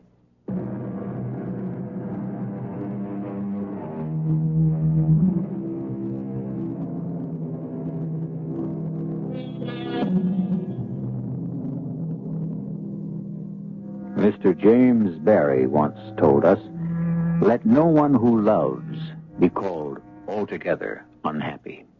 Even love unreturned has its rainbow. We must respectfully disagree. Our story has been, perhaps, the ultimate in unreturned love. And look at what happened to all the lovers in it. Well, that's one of the hazards that accompany love, which is certainly far and away the most dangerous pastime or occupation known to man and woman. Our cast included Howard Da Silva, Larry Haynes, Bryna Rayburn, and E.B. Juster. The entire production was under the direction of Hyman Brown. And now, a preview of our next tale. You mean when I crashed during the Stuttgart raid, he helped you and the others smuggle me out and back to England? He was the one who picked you up when you parachuted down. He risked his life for you, dragging an unconscious man in daylight right under the noses of the Germans to one of our hideouts. Well, so my hat's off to him, but these are different times. What different times? To help any member of the underground is simply a reflex action, as tonight. And at any time, I would trust Jean with my life. I would always be sure that... Well, what is it? There was something in the pocket of my coat. He must have slipped it there when he embraced me. What? It's a necklace, a diamond necklace. Shh, the police coming back. You better report it to him. But if you love me, if you ever want to marry me, say nothing. Let me do the talking. Radio Mystery Theater was sponsored in part by X-Lax and Buick Motor Division. This is E.G. Marshall inviting you to return to our Mystery Theater for another adventure in the macabre. Until next time, pleasant dreams.